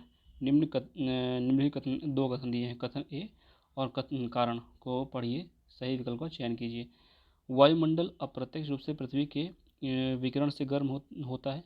वायुमंडल अप्रत्यक्ष रूप से पृथ्वी के विकिरण से गर्म होता है। कार्बन डाइऑक्साइड पृथ्वी से विकिरित ऊष्मा को पृथ्वी पर रोक कर ग्रीन हाउस गैस पैदा करती है। मतलब कह रहे हैं CO2 जो है पृथ्वी से विकिरित ऊष्मा को पृथ्वी पर रोक कर ग्रीन हाउस प्रभाव पैदा करती है। आपको बताना है कौन सा राइट आंसर है। ए तथा आर दोनों सही है, आर ए की सही व्याख्या करता है। ए तथा आर दोनों सही है किंतु आर ए की सही व्याख्या नहीं करता। तीसरा है ए तथा आर दोनों गलत हैं। चौथा है ए सही है परंतु आर गलत है। इसका राइट आंसर क्या है बताइए। देखिए क्वेश्चन को आप ध्यान से पढ़िए। विकल्प को, वायुमंडल अप्रत्यक्ष रूप से पृथ्वी के विकिरण से गर्म होता है, ठीक है। तो ये बात तो सही है कि जो है वायुमंडल पृथ्वी के विकिरण से गर्म होता है। CO2 पृथ्वी से विकिरित ऊष्मा को पृथ्वी पर रोककर ग्रीन हाउस गैस पैदा करती है, तो ये भी सही है, ठीक है। CO2 जो है जो ऊष्मा विकिरित होती है उसको ट्रैप कर लेती है, ठीक है, जिसकी वजह से green house gas green house प्रभाव बढ़ता है, ठीक है, ग्रीन हाउस इफेक्ट होता है, ग्रीन हाउस इफेक्ट। तो इस हिसाब से दोनों स्टेटमेंट सही है, ठीक है। तो 22 का option 1 is the right answer. A और आर दोनों सही हैं, ए आर की सही व्याख्या करता है, ठीक है। निम्नलिखित विकल्पों में से कौन सा विकल्प, निम्नलिखित विकल्पों में से कौन सा विकल्प समुद्र पतन दिखा रहा है। बताइए ये कौन सा जो है विकल्प समुद्र पतन दिखा रहा है। Cape Town, Kyoto, Miami, Darwin, Chennai, Johannesburg, Brasilia, Dallas, Sydney, Chennai, Addis Ababa, Sao Paulo, Chicago, Tehran, Ahmedabad, Nairobi, Mexico City, Toronto, Mexico, sorry Moscow और नई दिल्ली। बताइए इसमें जो है समुद्र पतन बताना है आपको। अब देखिए चौथा ऑप्शन तो बिल्कुल गलत हो जाएगा, नई दिल्ली में पतन थोड़ी है, ठीक है। तो आप ये कट जाएगा, ठीक है। अब देखिए इसका राइट आंसर है, बचे 3 ऑप्शन, ठीक है। इसका राइट आंसर है option 1 Cape Town, Cape Town, Kyoto, Miami, Darwin, Chennai, ठीक है। ये सारे क्या हैं समुद्र पत्तन, ठीक है। अगला क्वेश्चन देखिए, निम्नलिखित में से अंतर्निहित धूप के रूप में जाना जाता है। पेट्रोलियम, सोना, कोयला, चांदी। बताना है क्या राइट आंसर है अंतर्निहित धूप, ठीक है। अंतर्निहित धूप किसको बोलते हैं, बताना है आपको अंतर्निहित धूप किसको बोलते हैं। देखिए ये भी NCERT क्वेश्चन है, ठीक है। NCERT 8th क्लास की ज्योग्राफी में जो वहाँ पे खनिज संसाधन वगैरह दिए हैं वहाँ वाला चैप्टर आप ढूंढिए, ठीक है, वहाँ पर आपको मिल जाएगा यही लाइन अंतर्निहित धूप, ठीक है। तो इसका राइट आंसर होगा ऑप्शन 3, ठीक है। 24 का 3 कोयला, कोयला को अंतर्निहित धूप कहा जाता है। आगे देखिए निम्नलिखित में से कौन से कारक जल की आपूर्ति की कमी में योगदान करते हैं। क्षेत्र की जलवायु दशा, बी है मौसमी अवधि में परिवर्तन, अगला है अत्यधिक दोहन, चौथा है जल स्रोत का प्रदूषित होना। ABCD, सारे सही हैं। बताइए क्या है इसका राइट आंसर। सारे सही हैं, BCD सही है, ACD सही है, ABC सही है। क्वेश्चन को ध्यान से पढ़ना। कौन सा कारक जल की आपूर्ति की कमी में योगदान करता है, जल की आपूर्ति में कमी की योगदान करता है, ठीक है, ठीक है। जल की आपूर्ति करनी है और लेकिन उसकी कमी कर दे रहा है, एक कारक है, या मतलब इसमें 2-3 कारक हो सकते हैं। तो बताना है कौन सा इसका राइट आंसर है। अब देखिए क्षेत्र की जलवायु दशा, जलवायु खराब है तो पानी में कमी आएगी। मौसम अवधि में परिवर्तन, मौसम की अवधि में परिवर्तन हुआ तब भी पानी में कमी आएगी। अत्यधिक दोहन हुआ तब भी पानी में कमी आएगी। जल स्रोतों को दूषित करोगे तब भी पानी में कमी आएगी। तो इस हिसाब से चारों ऑप्शन सही है। ठीक है, इस क्वेश्चन को बहुत ध्यान से देखिए। पहला विकल्प आप पढ़ेंगे, क्षेत्र की जलवायु ऐसा, जलवायु में परिवर्तन तो पानी की जो है मात्रा में परिवर्तन होगा, इस चीज़ को ध्यान रखना। मौसम अवधि में परिवर्तन हुआ तो जो पानी में जो है कमी या बढ़ोतरी हो सकती है। ठीक है, पानी में वैसे कमी ही हो रही है, बढ़ोतरी तो नहीं हो रही है पीने वाले पानी की। ठीक है, जैसे मान लीजिए बारिश का मौसम है, ठीक है, वो बारिश होनी चाहिए 15 जून से, ठीक है, लेकिन शुरू हुई 1 जुलाई से। ठीक है, बारिश वैसे जो है जैसे एनसीईआरटी किताब में देखोगे ना, तो 15 जून से जो है बारिश जो है शुरू हो जानी चाहिए, ऐसा लिखा है। ठीक है, कि जलवायु मानसून जो है 15 जून तक आ जाता है। कहाँ पे, इधर उत्तर भारत की तरफ की बात कर रहा हूँ मैं। ठीक है, 15 जून से उत्तर भारत की तरफ बारिश हो जानी चाहिए, लेकिन अगर बारिश हो रही है 1 जुलाई से, तो मौसम की अवधि में परिवर्तन हुआ ना, तो बारिश की पानी कम हुआ ना और ख़त्म हो गई उधर 1 सितंबर को, तो इधर 15 दिन का लॉस हुआ ना जो बारिश होनी थी। तो ये भी स्टेटमेंट सही है। अत्यधिक दोहन कर लिया पानी का, बहुत ज़्यादा पानी समरसेबल या ट्यूबवेल वगैरह लगा दिया, तब भी दिक्कत होनी है। बहुत बड़े बड़े गाँव में नल लगा दिए गए, शहरों में नल लगा दिए गए, तो उससे भी जो है, और जल स्रोत दूषित होगा तो जाहिर सी बात है कि मतलब कि फिर ना जानवरों को पानी पीने को मिलेगा, ना इंसानों को पानी पीने मिलेगा। तो चारों कारक सही है। क्वेश्चन नंबर 26 देखिए, भूतकाल से आरंभ करते हुए वर्तमान तक लौह इस्पात उद्योग की अवस्थिति को क्रम में रखें। देखिए, समुद्र पत्तन के निकट सपाट भूमि के विशाल क्षेत्र, कोयला क्षेत्र के समीप नहरों और रेलवे के निकट, कच्चा माल विद्युत आपूर्ति और बहते जल क्षेत्र के निकट। देखिए क्वेश्चन जो है काफ़ी टफ है। ठीक है, अब इस तरह क्वेश्चन देखो, क्वेश्चन सारे ही टफ हैं, मैं ये कहूँगा कि क्वेश्चन सारे ही टफ हैं। अगर आपने कॉलेज पढ़ा है तभी आप कर पाओगे, नहीं तो क्वेश्चन देख रहे हो एकदम जैसे लग रहा है कि यूपीएससी क्वेश्चन है। ठीक है, पहले 3 स्टेटमेंट दिए, फिर 4 विकल्प दिए हैं, मतलब खतरनाक क्वेश्चन एकदम। यूपीएससी क्वेश्चन पेपर उठा के देखिए, उसमें ऐसे स्टेटमेंट दी होती है। अब देखिए, भूतकाल से आरंभ करते हुए वर्तमान तक लौह इस्पात उद्योग की अवस्थिति को क्रम में रखें। समुद्र पतन के निकट सपाट भूमि के विशाल क्षेत्र, बी है कोयला क्षेत्र के समीप नहरों और रेलवे के निकट, कच्चा माल विद्युत आपूर्ति और बहते जल क्षेत्र के निकट। तो आपको बताना है कौन सा राइट आंसर है। देखिए यहाँ पर इसका राइट आंसर होगा ऑप्शन 3 सी बी ए, मतलब ये कच्चा माल होना चाहिए, विद्युत आपूर्ति होनी चाहिए और बहता जल होना चाहिए। ये भी 8th क्लास की एनसीईआरटी में जो है, अगर आप पढ़ोगे चैप्टर वाला, जिसमें टाटा नगर वाले के बारे में दिया हुआ है। ठीक है, एक टाटा नगर जैसे एरिया दिया, वहाँ पर बगल में नदी दिखाई गई है ना, तो वो वाला चैप्टर पढ़ोगे तो ये आपका सॉल्व हो सकता है। ठीक है, अगर ठीक से पढ़ा है तो कच्चा माल विद्युत आपूर्ति बहते जल वाले क्षेत्र के निकट, फिर आएगा बी कोयला क्षेत्र के समीप नहरों और रेलवे के निकट, फिर आएगा समुद्र पत्तन के निकट सपाट भूमि विशाल क्षेत्र। ठीक है, तो इस तरह इसका राइट आंसर हो जाएगा ऑप्शन 3। ठीक है, अगला क्वेश्चन देखिए 27 नंबर। अमन जो है 21 जून को उत्तर ध्रुव व्रत गया। ठीक है, निम्नलिखित में से वह किस स्थिति की अपेक्षा कर सकता है। 0 घंटे दिन की रोशनी, 12 घंटे दिन की रोशनी, 10 घंटे दिन की रोशनी, 24 घंटे दिन की रोशनी। 21 जून की बात है, उत्तरी ध्रुव पर गया। किस ध्रुव पर, उत्तरी ध्रुव पर। ठीक है, देखो बच्चा कितना साहसी है, उत्तरी ध्रुव पर चला गया। देखो ये उत्तरी ध्रुव है, यह दक्षिणी ध्रुव है, ये पृथ्वी है। ठीक है, ये भूमध्य रेखा है, ये उत्तरी ध्रुव पर गया, और कब गया, 21 जून को। तो आपको बताना है वह किस स्थिति की अपेक्षा कर सकता है।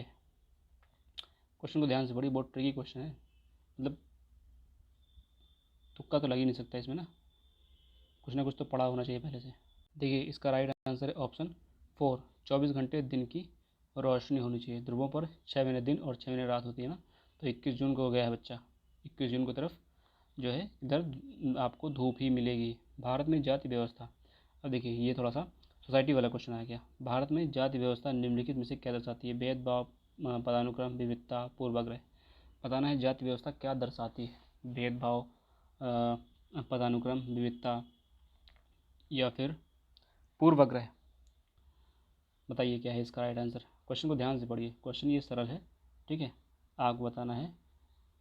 अब देखो, भेदभाव तो दर्शाती है, जाति व्यवस्था भेदभाव दर्शाती है, पूर्वाग्रह भी दर्शाती है, तो ए और डी तो होना ही चाहिए। ए और डी साथ में कहाँ है, ए और डी यहाँ पर है और यहाँ पर है, तो ये और जो है, एक सेकेंड, हाँ ये वाली स्टेटमेंट कट कर देते हैं क्योंकि ए और डी यहाँ पर है नहीं। तो अब देखिए सी वाला देखिए, विविधता, क्या जाति व्यवस्था विविधता दर्शाती है। जाति व्यवस्था कौन सी विविधता दर्शाती है, 2-4 विविधता बता सकते हो आप। कोई विविधता नहीं दर्शाती। तो ये भी गलत है, सी जहाँ है वो गलत कर दो। ठीक है, तो ऑप्शन नंबर 3 हो जाएगा। बारिश होने लगी मेरे यहाँ, पता नहीं बारिश की आवाज़ आपको आ रही है कि नहीं, अगर आ रही हो थोड़ा सा एडजस्ट करिएगा, ठीक है, क्योंकि बारिश का मौसम है और बारिश होने लगी, तो शायद आपको आवाज़ आ रही हो थोड़ी बहुत, सरसराहट फरफराहट पानी बरसने की, थोड़ा सा एडजस्ट करिएगा। क्वेश्चन नंबर 29 है, दक्षिणी अफ्रीका में भिन्न प्रजातियों के आधार पर लोगों को पृथक करने व अलग रहने के लिए पूर्व औपचारिक सरकारी नीति को कहा जाता है, क्या कहा जाता है? जातीयता, जाति व्यवस्था, रंग भेद, प्रजातिवाद, क्या कहा जाता है? दक्षिण अफ्रीका में विभिन्न प्रजातियों के आधार पर लोगों को पृथक करने व अलग रहने के लिए पूर्व औपचारिक सरकारी नीति को कहा जाता है, क्या कहा जाता है? बताइए। देखिए, इसको कहा जाता है रंग भेद। ठीक है, रंग भेद कहा जाता है। दक्षिण अफ्रीका में इस तरह की चीज़ को रंग भेद कहा जाता है। ठीक है, वहाँ काले गोरे का भेद होता है। अब देखिए, अभी क्वेश्चन है पॉलिटी का। ठीक है, ये क्वेश्चन है राज्यपाल से। क्वेश्चन को ध्यान से देखिए, राज्यपाल के संदर्भ में निम्न वाक्य पर विचार कीजिए तथा सही विकल्प का चुनाव कीजिए। राज्यपाल राज्य का मुखिया कहलाता है। राज्यपाल की नियुक्ति राज्य सरकार द्वारा की जाती है। चुनाव के बाद राज्यपाल मुख्यमंत्री व अन्य मंत्रियों की नियुक्ति करता है। बताइए, चुनाव के बाद राज्यपाल मुख्यमंत्री व अन्य मंत्रियों की नियुक्ति करता है। कौन सी स्टेटमेंट सही है? केवल ए तथा बी सही है, बी तथा सी सही है, ए तथा सी सही है, सभी ए बी सी तीनों सही है। बताइए क्या होगा राइट आंसर। क्वेश्चन को ध्यान से पढ़िए, राज्यपाल थोड़ा बहुत पढ़ा होगा तो आपको समझ में आ जाएगा। देखो, ये भी प्रीवियस ईयर क्वेश्चन है। देखो, जो है सीटेट 2022 में, इससे पहले जो है 28 तारीख को जो एग्ज़ाम हुआ था, 28 दिसंबर 2022 को। ठीक है, उसमें भी जो है राज्यपाल से क्वेश्चन आया था। तो राज्यपाल इंपॉर्टेंट है, राज्यपाल के बारे में पढ़ लीजिएगा एक बार। अब देखो, यहाँ पर तीसरी स्टेटमेंट देखो, चुनाव के बाद राज्यपाल मुख्यमंत्री व अन्य मंत्रियों की नियुक्ति करता है। ये स्टेटमेंट सही है। देखा होगा ना कि कभी जैसे जब मुख्यमंत्री चुने जाते हैं तो राज्यपाल जो है उनको शपथ दिलाते हैं। ठीक है, तो राज्यपाल मुख्यमंत्री व अन्य मंत्रियों की नियुक्ति करता है, राज्यपाल। ये स्टेटमेंट सही है। ठीक है, और राज्यपाल राज्य का मुखिया होता है, तो ये भी सही है। ठीक है, राज्यपाल की नियुक्ति राज्य सरकार द्वारा की जाती है, ये बिल्कुल गलत है। राज्यपाल की नियुक्ति राज्य सरकार तो नहीं करती है। कमेंट बताइए, राज्यपाल की नियुक्ति कौन करता है? ठीक है, बी स्टेटमेंट काट दो, ये काट दिया, एक मिनट, बी वाला काट दिया, ये भी काट दिया, ये भी काट दिया। ठीक है, तो अब जो बचा वही सही आंसर है। Option number 3 is the right answer. ठीक है, तीसरा सही आंसर हो जाएगा। अगला क्वेश्चन देखिए, भारत में ग्राम पंचायत के विषय में निम्नलिखित में से कौन सा सही है? ग्राम पंचायत के बारे में पूछ रहे हैं। ठीक है, समुदाय के काम के लिए ग्राम पंचायत दान ले सकता है। ठीक है, ग्राम पंचायत दान ले सकते हैं। ग्राम पंचायत के पास स्थानीय कर लगाने की शक्ति होती है। अलग अलग राज्य ग्राम पंचायत के विषय में अपने अलग कानून बना सकते हैं। ग्राम पंचायत का सचिव एक चुना हुआ सदस्य होता है। तो बताइए आपको इसमें से राइट आंसर कौन सा लग रहा है? केवल डी, केवल बी, बी डी या ए बी सी? अब देखिए, कुछ चारों विकल्पों को, ऑप्शंस को जो ए बी सी डी दिए इनको ध्यान से पढ़िए। ठीक है, कह रहे हैं कि समुदाय के काम के लिए ग्राम पंचायत दान ले सकता है, ये स्टेटमेंट सही है। ग्राम पंचायत के पास स्थानीय कर लगाने की शक्ति होती है, सही कथन ढूंढना है ना, हाँ ये भी सही है। अलग अलग राज्य पंचायत के विषय में अपने अलग अलग कानून बना सकते हैं। ठीक है, ये भी सही है। ठीक है, इस हिसाब से ऑप्शन जो है 4, ऑप्शन 4 इसका राइट आंसर हो जाएगा। सीटेट ने जो है ऑप्शन 4 इसका राइट आंसर बताया है सीटेट के आंसर की में। अगला क्वेश्चन देखिए, निम्नलिखित में से कौन विषैले खतरनाक उद्योग और कार्यस्थल के उदाहरण हैं? कपड़ा फैक्ट्री, जहाज़ तोड़ने के उद्योग और कीटनाशक बनाने के उद्योग, चाय बागान। बताना है इसमें से खतरनाक। ठीक है, खतरनाक हैज़ार्डस जगह कौन सी है? खतरनाक वाली जगह जहाँ पर दिक्कत हो सकती है लोगों को। ए और डी, बी और सी, केवल बी, केवल सी? बताइए इसका राइट आंसर क्या होगा। देखिए, इसका राइट आंसर है ऑप्शन 2। ऑप्शन 2 मतलब जहाज़ तोड़ने का उद्योग हो जाएगा और कीटनाशक बनाने का उद्योग। जहाज़ तोड़ने का उद्योग मतलब कि यहाँ पर हैवी मशीनें होंगी जो कि जहाज़ तोड़े जा रहे हैं, है ना, तो हैवी मशीनें होंगी। कीटनाशक बनाने में केमिकल यूज़ करते हैं, तो अगर केमिकल हाथ में लग जाए या किसी आँख में लग जाए, किसी के बॉडी में खतरनाक कोई केमिकल लग जाए तो शायद बॉडी में आपको क्षति हो सकती है। तो ये दोनों सही हैं, बी और सी। चाय बागान में तो पत्तियाँ तोड़नी होती है, वो खतरनाक नहीं होता। ठीक है, हाँ मेहनत का काम होता है लेकिन खतरनाक नहीं होता।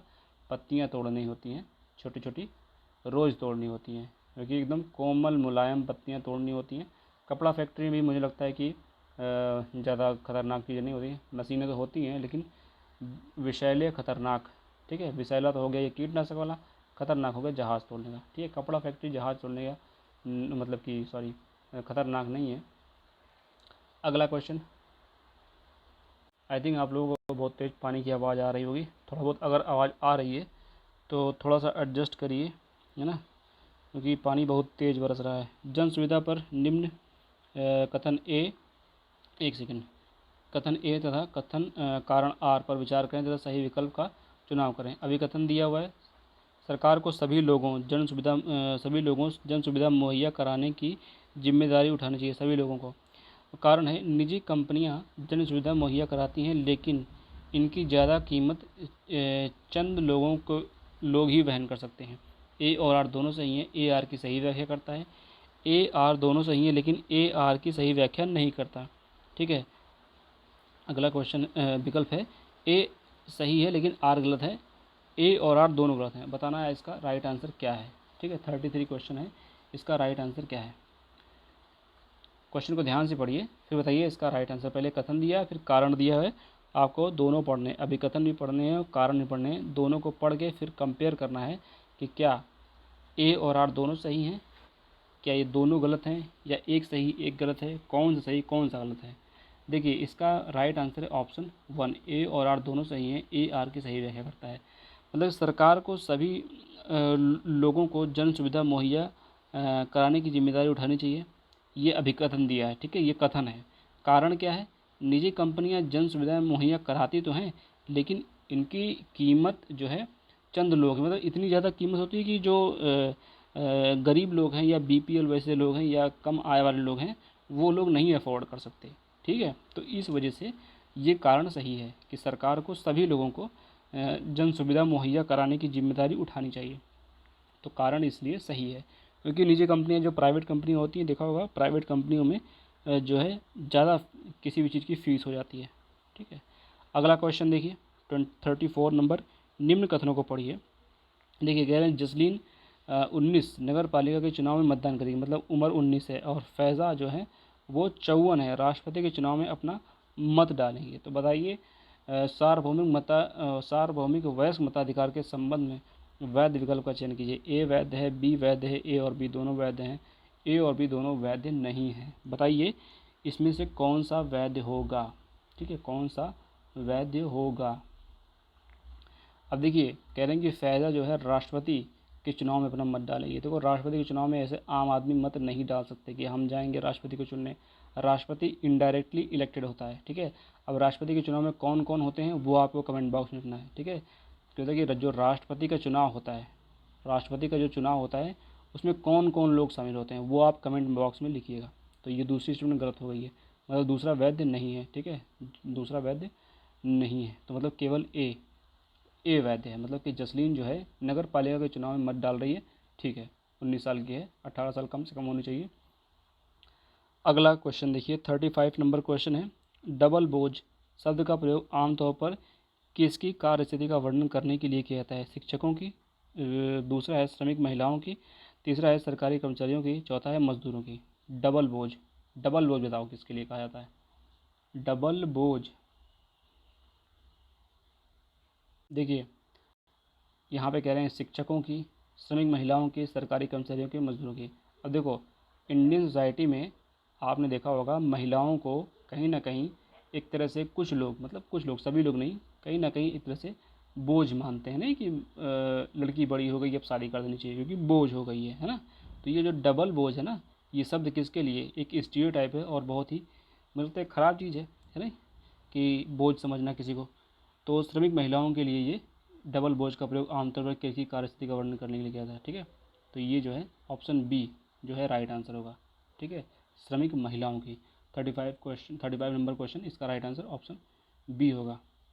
निम्नलिखित में से कौन सा भारतीय धर्मनिरपेक्षता के संबंध में सही है, ठीक है। अब यहाँ पे पॉलिटी की बात आ गई, धर्मनिरपेक्षता की बात आ गई, ठीक है, भारतीय संविधान की बात आ गई, है ना।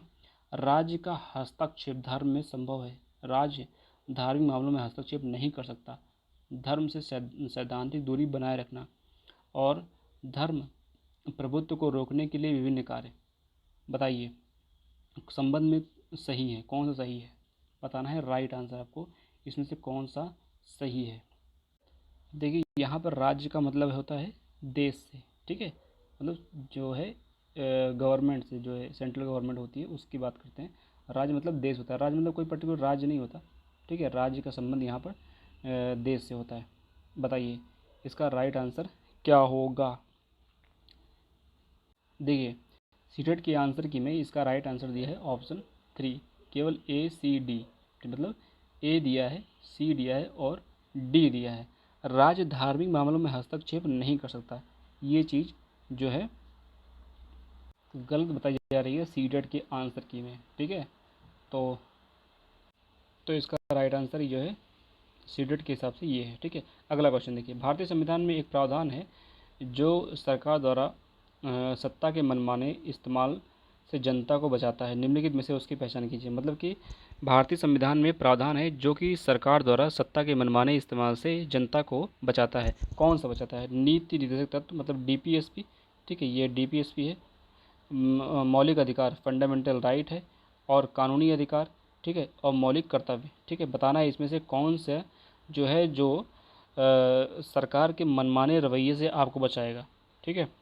क्वेश्चन को ध्यान से पढ़िए, बहुत सरल क्वेश्चन है, इस तरह क्वेश्चन गलत करने के मतलब कि कोई वो नहीं है ना, जो गलत करने का कोई चांस नहीं होना चाहिए, है ना, सरल क्वेश्चन है। अब देखिए इसका राइट आंसर है ऑप्शन बी, मतलब मौलिक अधिकार, मतलब फंडामेंटल जो है, फंडामेंटल ड्यूटी जो है वो आपको अधिकार देते हैं कि जो सरकार है उसके मनमाने रवैये के खिलाफ जो है आपको बचाता है, ठीक है। ये चीज़ इम्पॉर्टेंट है, ध्यान रखिएगा। अगला क्वेश्चन देखिए, अगला क्वेश्चन है 38, भारत के पास एकीकृत न्यायिक व्यवस्था होना यह दर्शाता है। भारत के पास एकीकृत न्यायिक व्यवस्था होना दर्शाता है, क्या दर्शाता है। ऊपरी न्यायालयों के फैसले नीचे के सभी न्यायालयों को मान्य होते हैं। निचली अदालत के फैसले से असंतुष्ट पक्ष ऊपरी न्यायालय में अपील कर सकता है। उच्च न्यायालय और सर्वोच्च न्यायालय के एक समान अधिकार होते हैं। भारत में न्यायिक व्यवस्था भारतीय राजनीतिक व्यवस्था की कार्यविधि का अभिन्न अंग है। बताना है आपको क्या होगा इसका राइट आंसर। 38 नंबर क्वेश्चन है, 38 नंबर क्वेश्चन है, इसका राइट आंसर बताइए। अब देखिए इसमें जो है पहला विकल्प पढ़िए जो ए नंबर दिया हुआ है, ऊपरी न्यायालय के फैसले नीचे के सभी न्यायालयों को मान्य होते हैं। तो ये स्टेटमेंट तो आपको पता होनी चाहिए, है ना। कभी भी सुना होगा कि सुप्रीम कोर्ट ने डिसीजन दिया तो जो हाई कोर्ट है या सेशन कोर्ट है वो मान जाते हैं, ठीक है। तो ऊपरी न्यायालय के फैसले नीचे की सभी अदालत जो है वो न्यायालय में मान्य होंगे। निचली अदालत के फैसले से असंतुष्ट पक्ष ऊपरी न्यायालय में अपील कर सकता है। मतलब अगर जैसे मान लीजिए सेशन कोर्ट का कोई डिसीजन है, आपको नहीं पसंद आया, आप हाई कोर्ट जा सकते हैं। हाई कोर्ट का डिसीजन है, आप जा सकते हैं सुप्रीम कोर्ट, ठीक है। तो ये चीज़ें होती हैं कि अगर निचली अदालत ने कोई फैसला सुनाया है तो आप उससे ऊपर वाली अदालत में जा सकते हैं। सुप्रीम कोर्ट ने फिर डिसीजन दे दिया तो नहीं जा सकते कहीं, ठीक है ना। तो इस चीज़ को ध्यान रखिएगा, सुप्रीम कोर्ट फिर लास्ट विकल्प होता है। उस सुप्रीम कोर्ट से जो डिसीजन मिल गया फिर वो आपको मानना पड़ेगा, है ना। अब देखिए तो इस हिसाब से जो है क्वेश्चन नंबर है 38, ठीक है। क्वेश्चन नंबर है 38, इसका राइट आंसर हो जाएगा ऑप्शन 3, ए और बी, ठीक है। ए और बी जो है उसका राइट आंसर हो जाएगा। ये जो देख रहे हैं उच्च न्यायालय और सर्वोच्च न्यायालय के समान अधिकार होते हैं, ये स्टेटमेंट गलत है। आपको बताना है किसके पास ज़्यादा पावर होती है, हाई कोर्ट के पास या फिर सुप्रीम कोर्ट के पास, ठीक है। आपको बताना है कि ज़्यादा पावर किसके पास है, हाई कोर्ट के पास या सुप्रीम कोर्ट के पास, ठीक है। मतलब कि इन दोनों में से किसके पास है बताइएगा। वैसे ये आपको मिल जाएगा, ठीक है। जो भी पॉलिटी की बुक होगी कोई आपके पास तो उसमें दिया होगा इसके बारे में, आर्टिकल तो दिए होते हैं, अधिकार भी दिए होंगे, है ना। अब चौथे विकल्प को देखिए, भारत में न्यायिक व्यवस्था भारतीय राजनीतिक व्यवस्था की कार्यविधि का अभिन्न अंग है, ठीक है। भारतीय राजनीतिक व्यवस्था की कार्यविधि का अभिन्न अंग है। तो न्यायिक व्यवस्था राजनीति का अभिन्न अंग नहीं है, ठीक है। न्यायिक व्यवस्था एक अलग चीज़ है, राजनीति एक अलग चीज़ है, ठीक है। तो न्यायिक व्यवस्था अलग है, राजनीति अलग है, ये चीज़ ध्यान रखिएगा, अंग नहीं है उसका। अब देखिए अगला क्वेश्चन, भारतीय संविधान के किस अनुच्छेद में, अनुच्छेद पूछ रहे हैं यहाँ पे, के अनुसार अस्पृश्यता का मतलब अनटचेबिलिटी का उन्मूलन किसी भी रूप में इसका होना निषेध किया गया है, ठीक है। मतलब अनटचेबिलिटी नहीं होनी चाहिए, ठीक है। अस्पृश्यता जो है उसको जो है हटाने की बात कर रहे हैं। तो कौन सा, अनुच्छेद 14 है, अनुच्छेद 15 है, या अनुच्छेद 17 है। क्वेश्चन नंबर 39 है, बताइए इसका राइट आंसर क्या होगा। देखिए बहुत सरल क्वेश्चन है, इसका राइट आंसर होगा ऑप्शन 4, अनुच्छेद 17, अनटचेबिलिटी से रिलेटेड है। आप देख लीजिएगा आर्टिकल, फंडामेंटल राइट में जाइएगा, वहाँ पर आर्टिकल 17 देखिएगा। ठीक है। न्यूनतम वेतन अधिनियम जैसे कानून का क्रियान्वयन एक लोकतंत्र के लिए महत्वपूर्ण है। क्या है? न्यूनतम वेतन, मिनिमम वेजेस एक्ट। ठीक है, मिनिमम वेजेस एक्ट जैसे कानून का क्रियान्वयन एक लोकतंत्र के लिए महत्वपूर्ण है। ए है, सामाजिक न्याय को सुनिश्चित करने के लिए व्यक्ति या निजी कंपनियों की गतिविधि पर नियंत्रण लगाने। बी है, शोषण से मुक्ति के अधिकार को सुनिश्चित करने के लिए।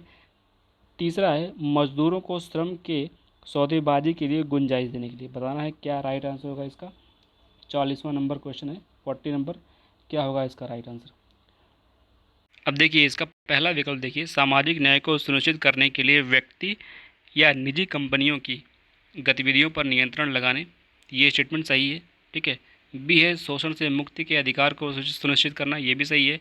तीसरा है, मजदूरों को श्रम के सौदेबाजी के लिए गुंजाइश, ये भी सही है। मतलब इसका जो है ऑप्शन है वो ऑप्शन 1 होगा राइट आंसर, तीनों सही है। ठीक है।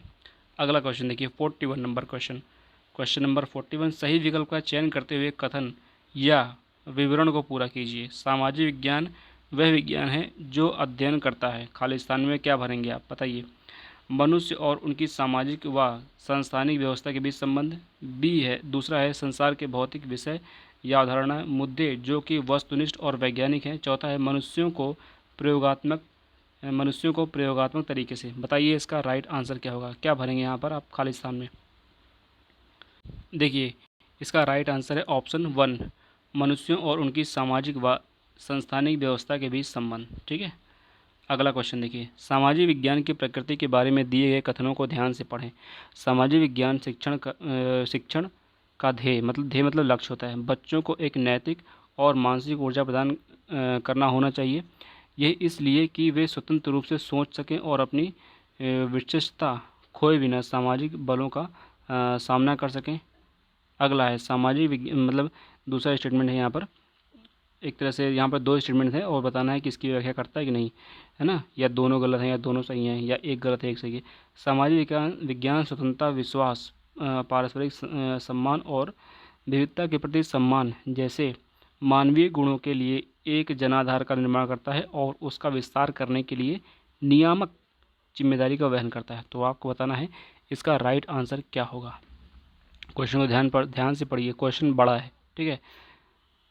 देखिए इसका राइट आंसर ऑप्शन 1, ए तथा बी दोनों सही हैं।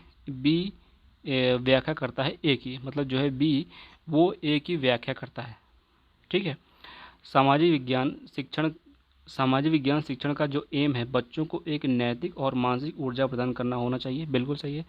इसके लिए इसलिए कि वे स्वतंत्र रूप से सोच सकें, अपनी विशिष्टता खोए बिना सामाजिक बलों का सामना कर सके। तो ये बिल्कुल सही है, इसमें कोई गलती नहीं है। सामाजिक विज्ञान स्वतंत्रता, विश्वास, पारस्परिक सम्मान, विविधता के प्रति सम्मान जैसे मानवीय गुणों के लिए एक जनाधार का निर्माण करने और उसका विस्तार करने के नियामक जिम्मेदारी का वहन करता है। ये भी सही स्टेटमेंट है। ठीक है, तो दोनों स्टेटमेंट सही है ना, दोनों में कोई नेगेटिव चीज़ नहीं है, ये चीज़ है। तो इस तरह जब कभी भी नेगेटिव चीज़ ना दी रही हो तो दोनों स्टेटमेंट सही होती है, मतलब दोनों क्योंकि जो भी स्टेटमेंट है वो सही होगी। ठीक है। नेगेटिव चीज़ अगर नकारात्मक भाव आ रहा है तो फिर वो स्टेटमेंट गलत हो सकती है। समय रेखा इतिहास के शिक्षण में क्यों इस्तेमाल की जाती है। ठीक है। समय रेखा जो है कारण एवं प्रभाव के संबंध को दर्शाने के लिए, संगठन की आंतरिक संरचना प्रदर्शित करने के लिए। तीसरा है, दो कालखंडों के मध्य संबंधों को पता लगाने के लिए। अगला है, जानकारी को सारणी के रूप में प्रस्तुत करने के लिए। बताना है इसका राइट आंसर क्या होगा। देखिए समय रेखा जो होती है उसका काम होता है दो कालखंडों के मध्य संबंध को पता लगाने के लिए। ठीक है। दो कालखंडों के मध्य जो है संबंध क्या था उसको पता लगाने के लिए, है ना। टाइम पता होगा तो आप संबंध पता लगा सकते हैं, कंपेयर कर सकते हैं पुराने टाइम पीरियड को नए टाइम पीरियड से। ठीक है। अगला क्वेश्चन देखिए, एक शिक्षिका अपनी कक्षा के बच्चों से पूरे क्लास के लिए नियम बनाने को कहती है। मतलब एक शिक्षिका जो है वो कक्षा के बच्चों से पूरे क्लास के लिए नियम बनाने को कहती है। विचार पूरी कक्षा से लेते हैं, विद्यार्थी द्वारा हर एक नियम पर चर्चा होती है, वे अपनी सहमति देते हैं, इस नियम को लिखा जाता है और वह कक्षा की दीवार पर चिपका दिया जाता है। ये गतिविधि निम्नलिखित में से कौन से विषय को परिचित करने के लिए उचित गतिविधि हो सकती है? विविधता और भेदभाव, दूसरा है हाशियाकरण, तीसरा है न्यायपालिका, चौथा है संसद। देखिए यहाँ पर क्वेश्चन को ध्यान से पढ़िए। कह रहे हैं कि ये गतिविधि निम्नलिखित में से कौन से विषय को परिचित कराने के लिए उचित गतिविधि हो सकती है। ठीक है, कौन से विषय को परिचित कराना है। क्वेश्चन नंबर है 44।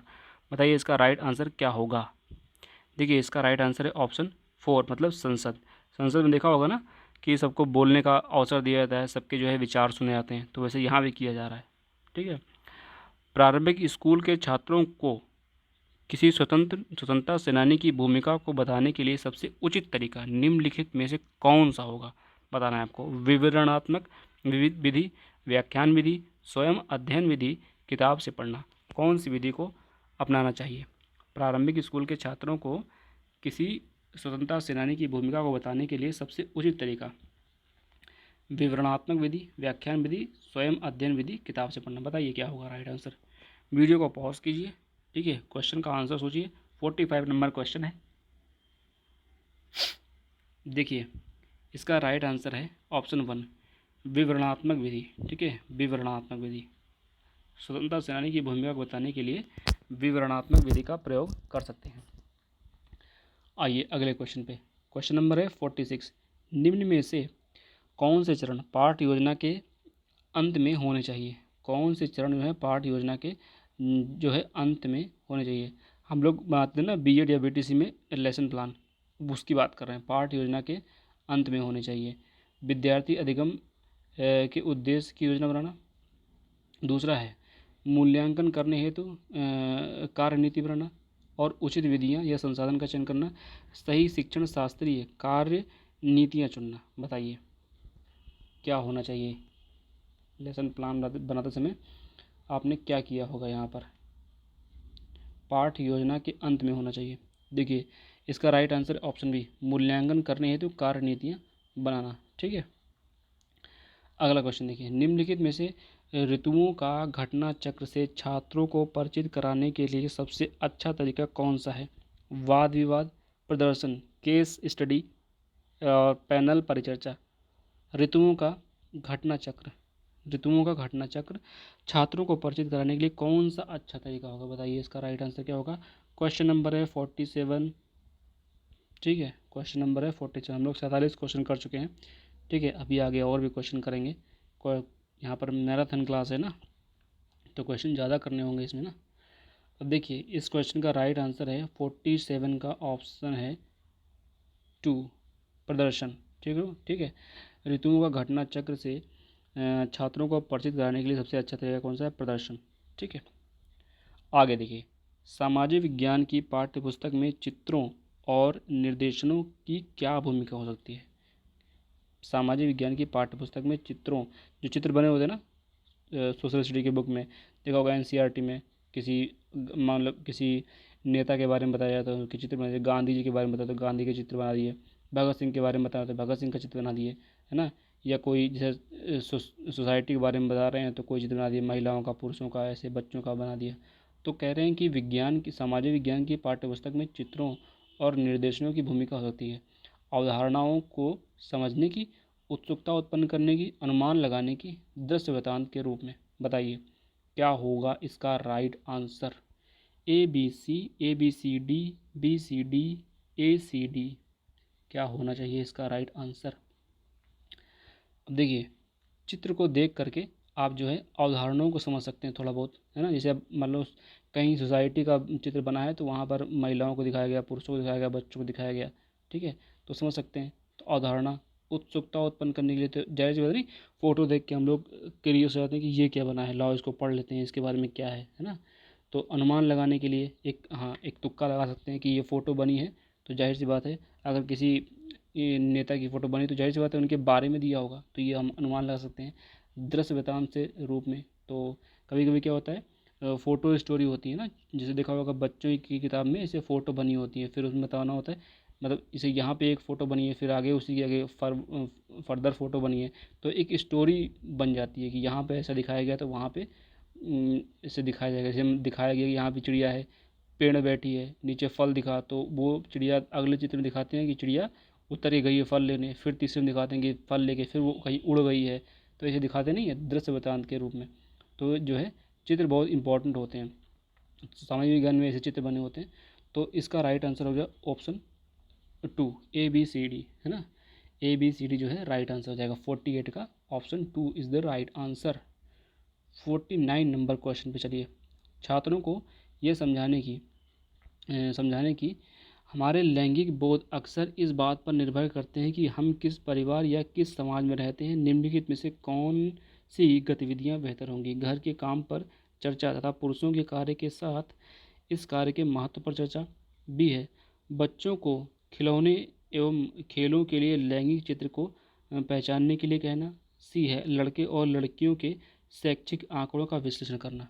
बताइए क्या होगा इसका राइट आंसर। क्वेश्चन नंबर है 49। क्वेश्चन नंबर है 49, क्या होगा राइट आंसर? देखिए कह रहे हैं घर के कामों पर चर्चा तथा पुरुषों के कार्य के साथ इस कार्य के महत्व पर चर्चा देना। बच्चों को खिलौनों व खेल के लैंगिक चरित्र को पहचान करना। अब देखिए लड़के और लड़कियों के शैक्षिक आंकड़ों का विश्लेषण, ये तो नहीं होना चाहिए ना, ये तो गलत स्टेटमेंट लग रही है, तो यहाँ से ये कट कर दो। ठीक है, तो क्या हो जाएगा इसका राइट आंसर हो जाएगा ऑप्शन ए। ठीक है, अब ये स्टेटमेंट देखो कितनी ऑड लग रही ना, कि लड़के और लड़कियों के शैक्षणिक आंकड़ों का विश्लेषण करना। अगला क्वेश्चन देखिए, आदिवासियों को स्कूल कार्यक्रम में रंग बिरंगे कपड़े पहनने, सिर पर मुकुट लगाए और पुराने किस्म व पिछड़ा दिखाना एक विशिष्ट उदाहरण है किसका? हास्यकरण का, रूढ़िबद्ध धारणाओं का, घोटवाइजेशन का, पूर्वाग्रह का। बताइए क्या होगा इसका राइट आंसर। कि आदिवासियों को स्कूल कार्यक्रम में रंग बिरंगे कपड़े दिखाया गया, सिर पर मुकुट लगाया गया, पुराने किस्म व पिछड़ा दिखाया गया, तो ये किसका उदाहरण है? देखिए ये उदाहरण है ऑप्शन 2, रूढ़िबद्ध धारणाओं का। एक रूढ़िबद्ध धारणा है, स्टीरियोटाइप दिमाग में बन गया है और वो जो है निकल नहीं पा रहा लोगों के दिमाग से कि आदिवासी हमेशा ऐसे रहते हैं कि रंग बिरंगे कपड़े पहनेंगे, सिर पर मुकुट लगाएंगे, पुराने किस्म के, है ना, या पिछड़े दिखाना। तो ये एक क्या है? रूढ़िबद्ध धारणा, है ना। आगे देखिए, अब तो बदलाव आया ना, आदिवासी जो जनजातियां हैं उनमें भी बदलाव आया है। सामाजिक विज्ञान की कक्षा के भाग के रूप में खदान का क्षेत्र भ्रमण अवसर बन सकता है। पहला विकल्प देखिए, पृथ्वी से कर्षण की प्रक्रिया ज्ञात करने के लिए। बी है इसके माध्यम से अपनी जीविका अर्जित करने वाले लोगों के साथ जुड़ने के लिए। सी है संसाधन उपयोग के बहु परिप्रेक्ष्य के लिए। डी है विकास के उनके अपने विचार पर चिंतन करने के लिए। तो बताइए इसका सही आंसर क्या होगा। क्वेश्चन को ध्यान से पढ़िए, क्वेश्चन बड़ा है। पहली चीज़ तो बड़ा क्यों है, 4 स्टेटमेंट है, ऊपर से एक लाइन ये ऊपर दे दी गई है। ठीक है, तो फिर 4 विकल्प हैं, तो क्वेश्चन इस तरह क्वेश्चन जो है थोड़ा रुक के इसको ध्यान से पढ़ा करिए, है ना। क्वेश्चन को पढ़िए, वीडियो को पॉज कीजिए, फिर बताइए इसका राइट आंसर क्या होगा। कमेंट में बताइए क्या होगा इसका राइट आंसर। देखिए 51 का राइट आंसर आप देखिए, पहले विकल्प को पढ़िए। सामाजिक विज्ञान की कक्षा के भाग के रूप में खदान का क्षेत्र भ्रमण अवसर बन सकता है। मतलब खदान का, जैसे मान लो कोई खदान है, ठीक है, वहाँ बच्चों को ले गए घुमाने कि देखो बेटा ये कोयले की खदान है या हीरे की खदान है, ठीक है, मान लीजिए वहाँ ले गए। पृथ्वी के कर्षण की प्रक्रिया ज्ञात करने के लिए ये हो सकता है। इसके माध्यम से अपनी जीविका अर्जित करने वाले लोगों से जुड़ने के लिए वो जान पाएंगे कि लोग अपने जीविका कैसे अर्जित करते हैं, जो वहाँ जो मजदूर हैं खदानों में कैसे काम करते हैं, कैसे पैसे मिलता है। संसाधन उपयोग के बहुपरिप्रेक्ष्य के लिए, ये भी सही है। विकास और उनके विचारों पर चिंतन करने के लिए कि डेवलपमेंट के लिए क्या किया जाना चाहिए। ये खदान जो है खुद ही है, ये डेवलपमेंट पर तो अच्छा इफेक्ट डाल सकती है, लेकिन पर्यावरण पर क्या इफेक्ट डाली है, तो ये सब चीज़ें वहाँ पर सोच सकते हैं बच्चे, उनको हम लोग सोचना सिखा सकते हैं। तो 51 का जो है वो राइट आंसर हो जाएगा option 4, A B C D सारे ऑप्शन। ठीक है, 4 नंबर राइट आंसर हो जाएगा ये। अगला देखिए 52, निम्नलिखित में से कौन सी रचनावादी कक्षा की विशेषता नहीं है भैया जी? भैया जी आपको बताना है कि कौन सा गलत है यहाँ पर। क्रियाकलाप अन्योन्य क्रियाकलाप और बल केंद्रित होती है। अध्यापक सुसाध्यकर्ता के रूप में कार्य करता है। कक्षा में अधिगम अध्यापक द्वारा संचालित होता है। कक्षा का वातावरण लोकतांत्रिक होता है। बताइए कौन सा विशेषता नहीं है? बताइए।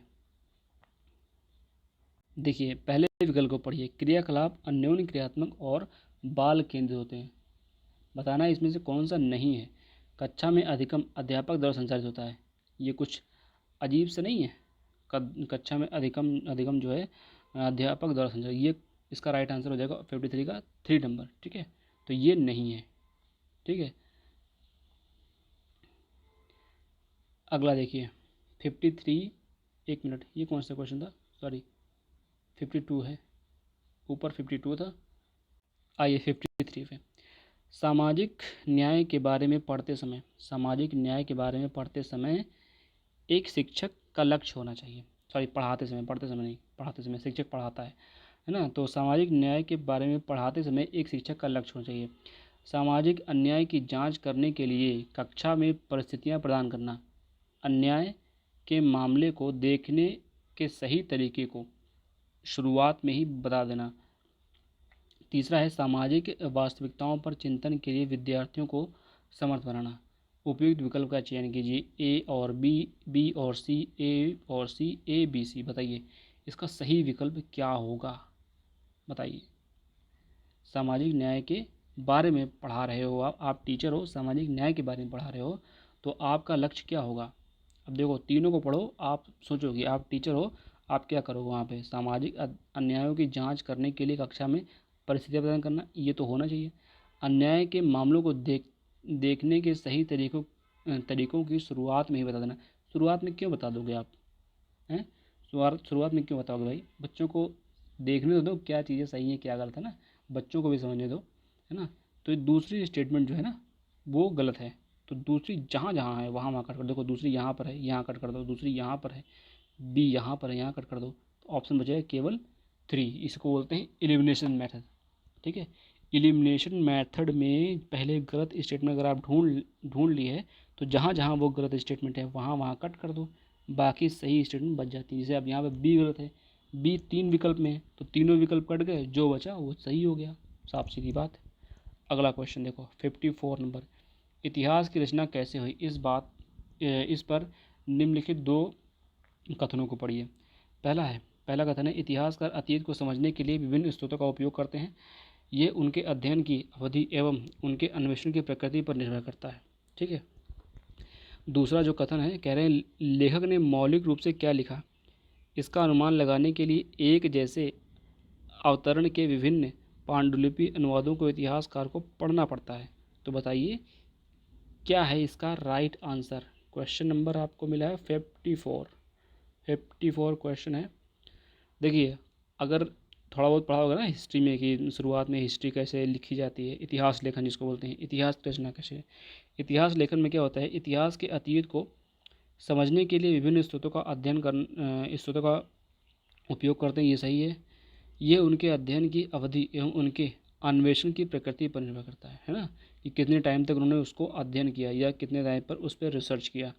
लेखक ने मौलिक रूप से क्या लिखा, इसका अनुमान लगाने के लिए एक जैसा अवतरण के विभिन्न पांडुलिपि अनुवाद को इतिहास को पढ़ना पड़ता है। तो बिल्कुल सही स्टेटमेंट, दोनों स्टेटमेंट सही हैं। ठीक है, तो इतिहास लेखन के बारे में ये दोनों चीज़ जो हैं सही हैं। ठीक है, अगला क्वेश्चन देखिए 55, निम्नलिखित में से कौन सी परियोजना कार्य के आयोजन का सोपान है? कह रहे हैं निम्न में से कौन सी परियोजना कार्य के आयोजन का सोपान है? पहला विकल्प है समूह परियोजना हेतु समूहों का निर्माण करना, बी है संसाधनों एवं सूचना का संग्रहण, सी है रिपोर्ट बनाना। बताइए क्या होगा इसका सही विकल्प? ए और बी, केवल ए और बी बता रहे हैं, केवल बी सी, केवल ए सी, चौथे में है ए बी सी, तीनों। बताइए क्या होगा इसका राइट आंसर? क्वेश्चन को ध्यान से पढ़िए, कौन से परियोजना कार्य के आयोजन का सोपान है? परियोजना कार्य के आयोजन का सोपान है। देखिए पहला है समूह परियोजना हेतु समूहों का निर्माण करना। समूह परियोजना के लिए समूहों का निर्माण करना, जाहिर सी बात है, अगर कोई समूह परियोजना है तो उसके लिए समूह बनाना पड़ेगा। संसाधनों एवं सूचना का संग्रहण करना, सही बात है, अगर कोई आपको जो है प्रोजेक्ट दिया गया है तो उसके लिए संसाधन होने चाहिए, ठीक है। और क्या काम करना है उसके लिए इन्फॉर्मेशन भी तो होनी चाहिए, तो संसाधन और सूचना ये भी सही है। रिपोर्ट बनाना ये भी सही है, काम करने के बाद आप रिपोर्ट बना सकते हो, है ना। ये तो इस हिसाब से तीनों स्टेटमेंट जो हैं सही हैं। तो इसका राइट आंसर क्या हो जाएगा, ऑप्शन 4 राइट आंसर हो जाएगा, ए बी सी।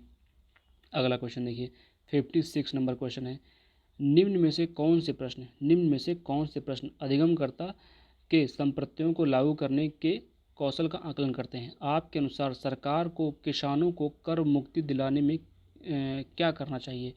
कल्पना कीजिए कि आप मछुआरों के समुदाय से एक परिवार से हैं, ठीक है, मछुआरों के समुदाय के एक परिवार से हैं। इस बात पर चर्चा हो रही कि क्या इंजन लेने के लिए बैंक से उधार ले लिया जाए, मतलब जैसे नहीं क्या होता है, स्टीमर जो होता है उसमें इंजन अगर लगाना है तो क्या उसके लिए कह रहे हैं कि बैंक से लोन लिया जाए, है ना। कुछ शैलों की आकृति कुकुरमुत्ते मशरूम जैसे क्यों होती है, कारण बताइए। कुछ जो चट्टानें होती है ना उनकी आकृति ऐसी होती है, ऐसी ऐसी ऐसी होती है, तो बता रहे हैं कि पूछ रहे हैं कि क्या कारण है इनकी आकृति इस तरह की होती है, छत्रक नुमा, है ना, छत्रक नुमा ऐसी ऐसी आकृति होती है।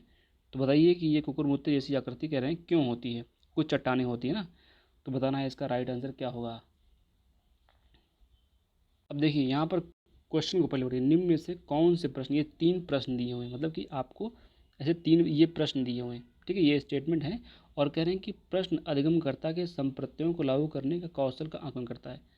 आपके अनुसार, मतलब ये क्वेश्चन है, आपके अनुसार समझ पा रहे हैं कि नहीं आप, ये क्वेश्चन दिए हैं तीनों, ठीक है, ठीक है, क्वेश्चन है, ये स्टेटमेंट तो है ही है, क्वेश्चन है ये पहली चीज़। तो कह रहे हैं कि आपके अनुसार सरकार को किसानों को कर मुक्ति दिलाने में क्या करना चाहिए, है ना। कल्पना कीजिए कि आप मछुआरों के समुदाय से एक परिवार से, और चर्चा हो रही है कि बैंक से लोन लेना चाहिए कि नहीं इंजन के लिए।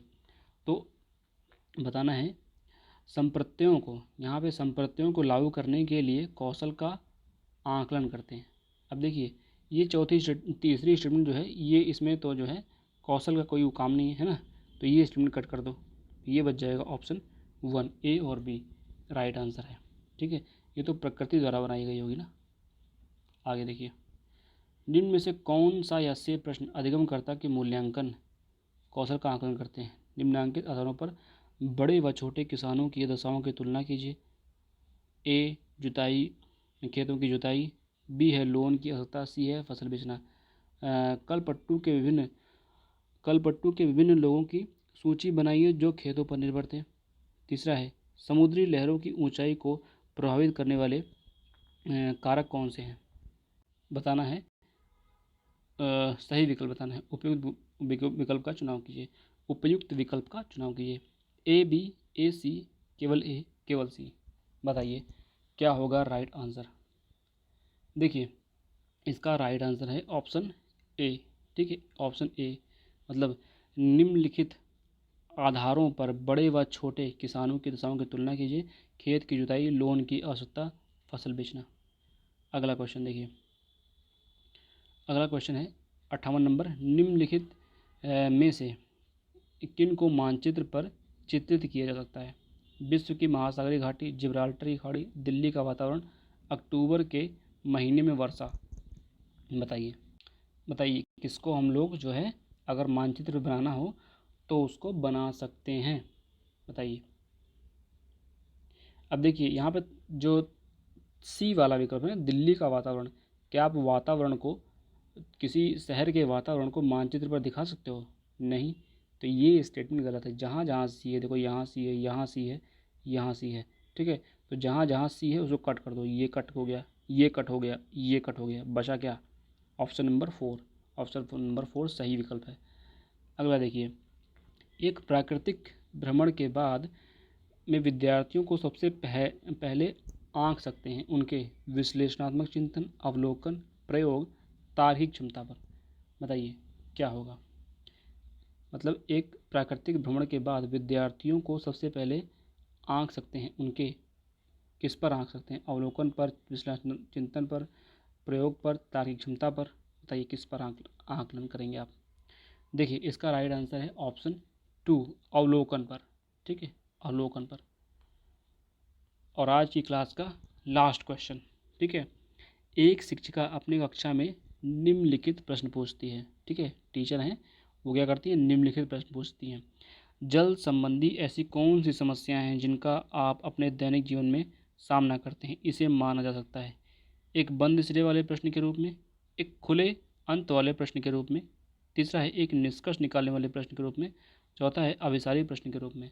बताइए क्या होगा इसका राइट आंसर। जल संबंधी ऐसी कौन सी समस्या है जिनका आप अपने दैनिक जीवन में सामना करते हैं।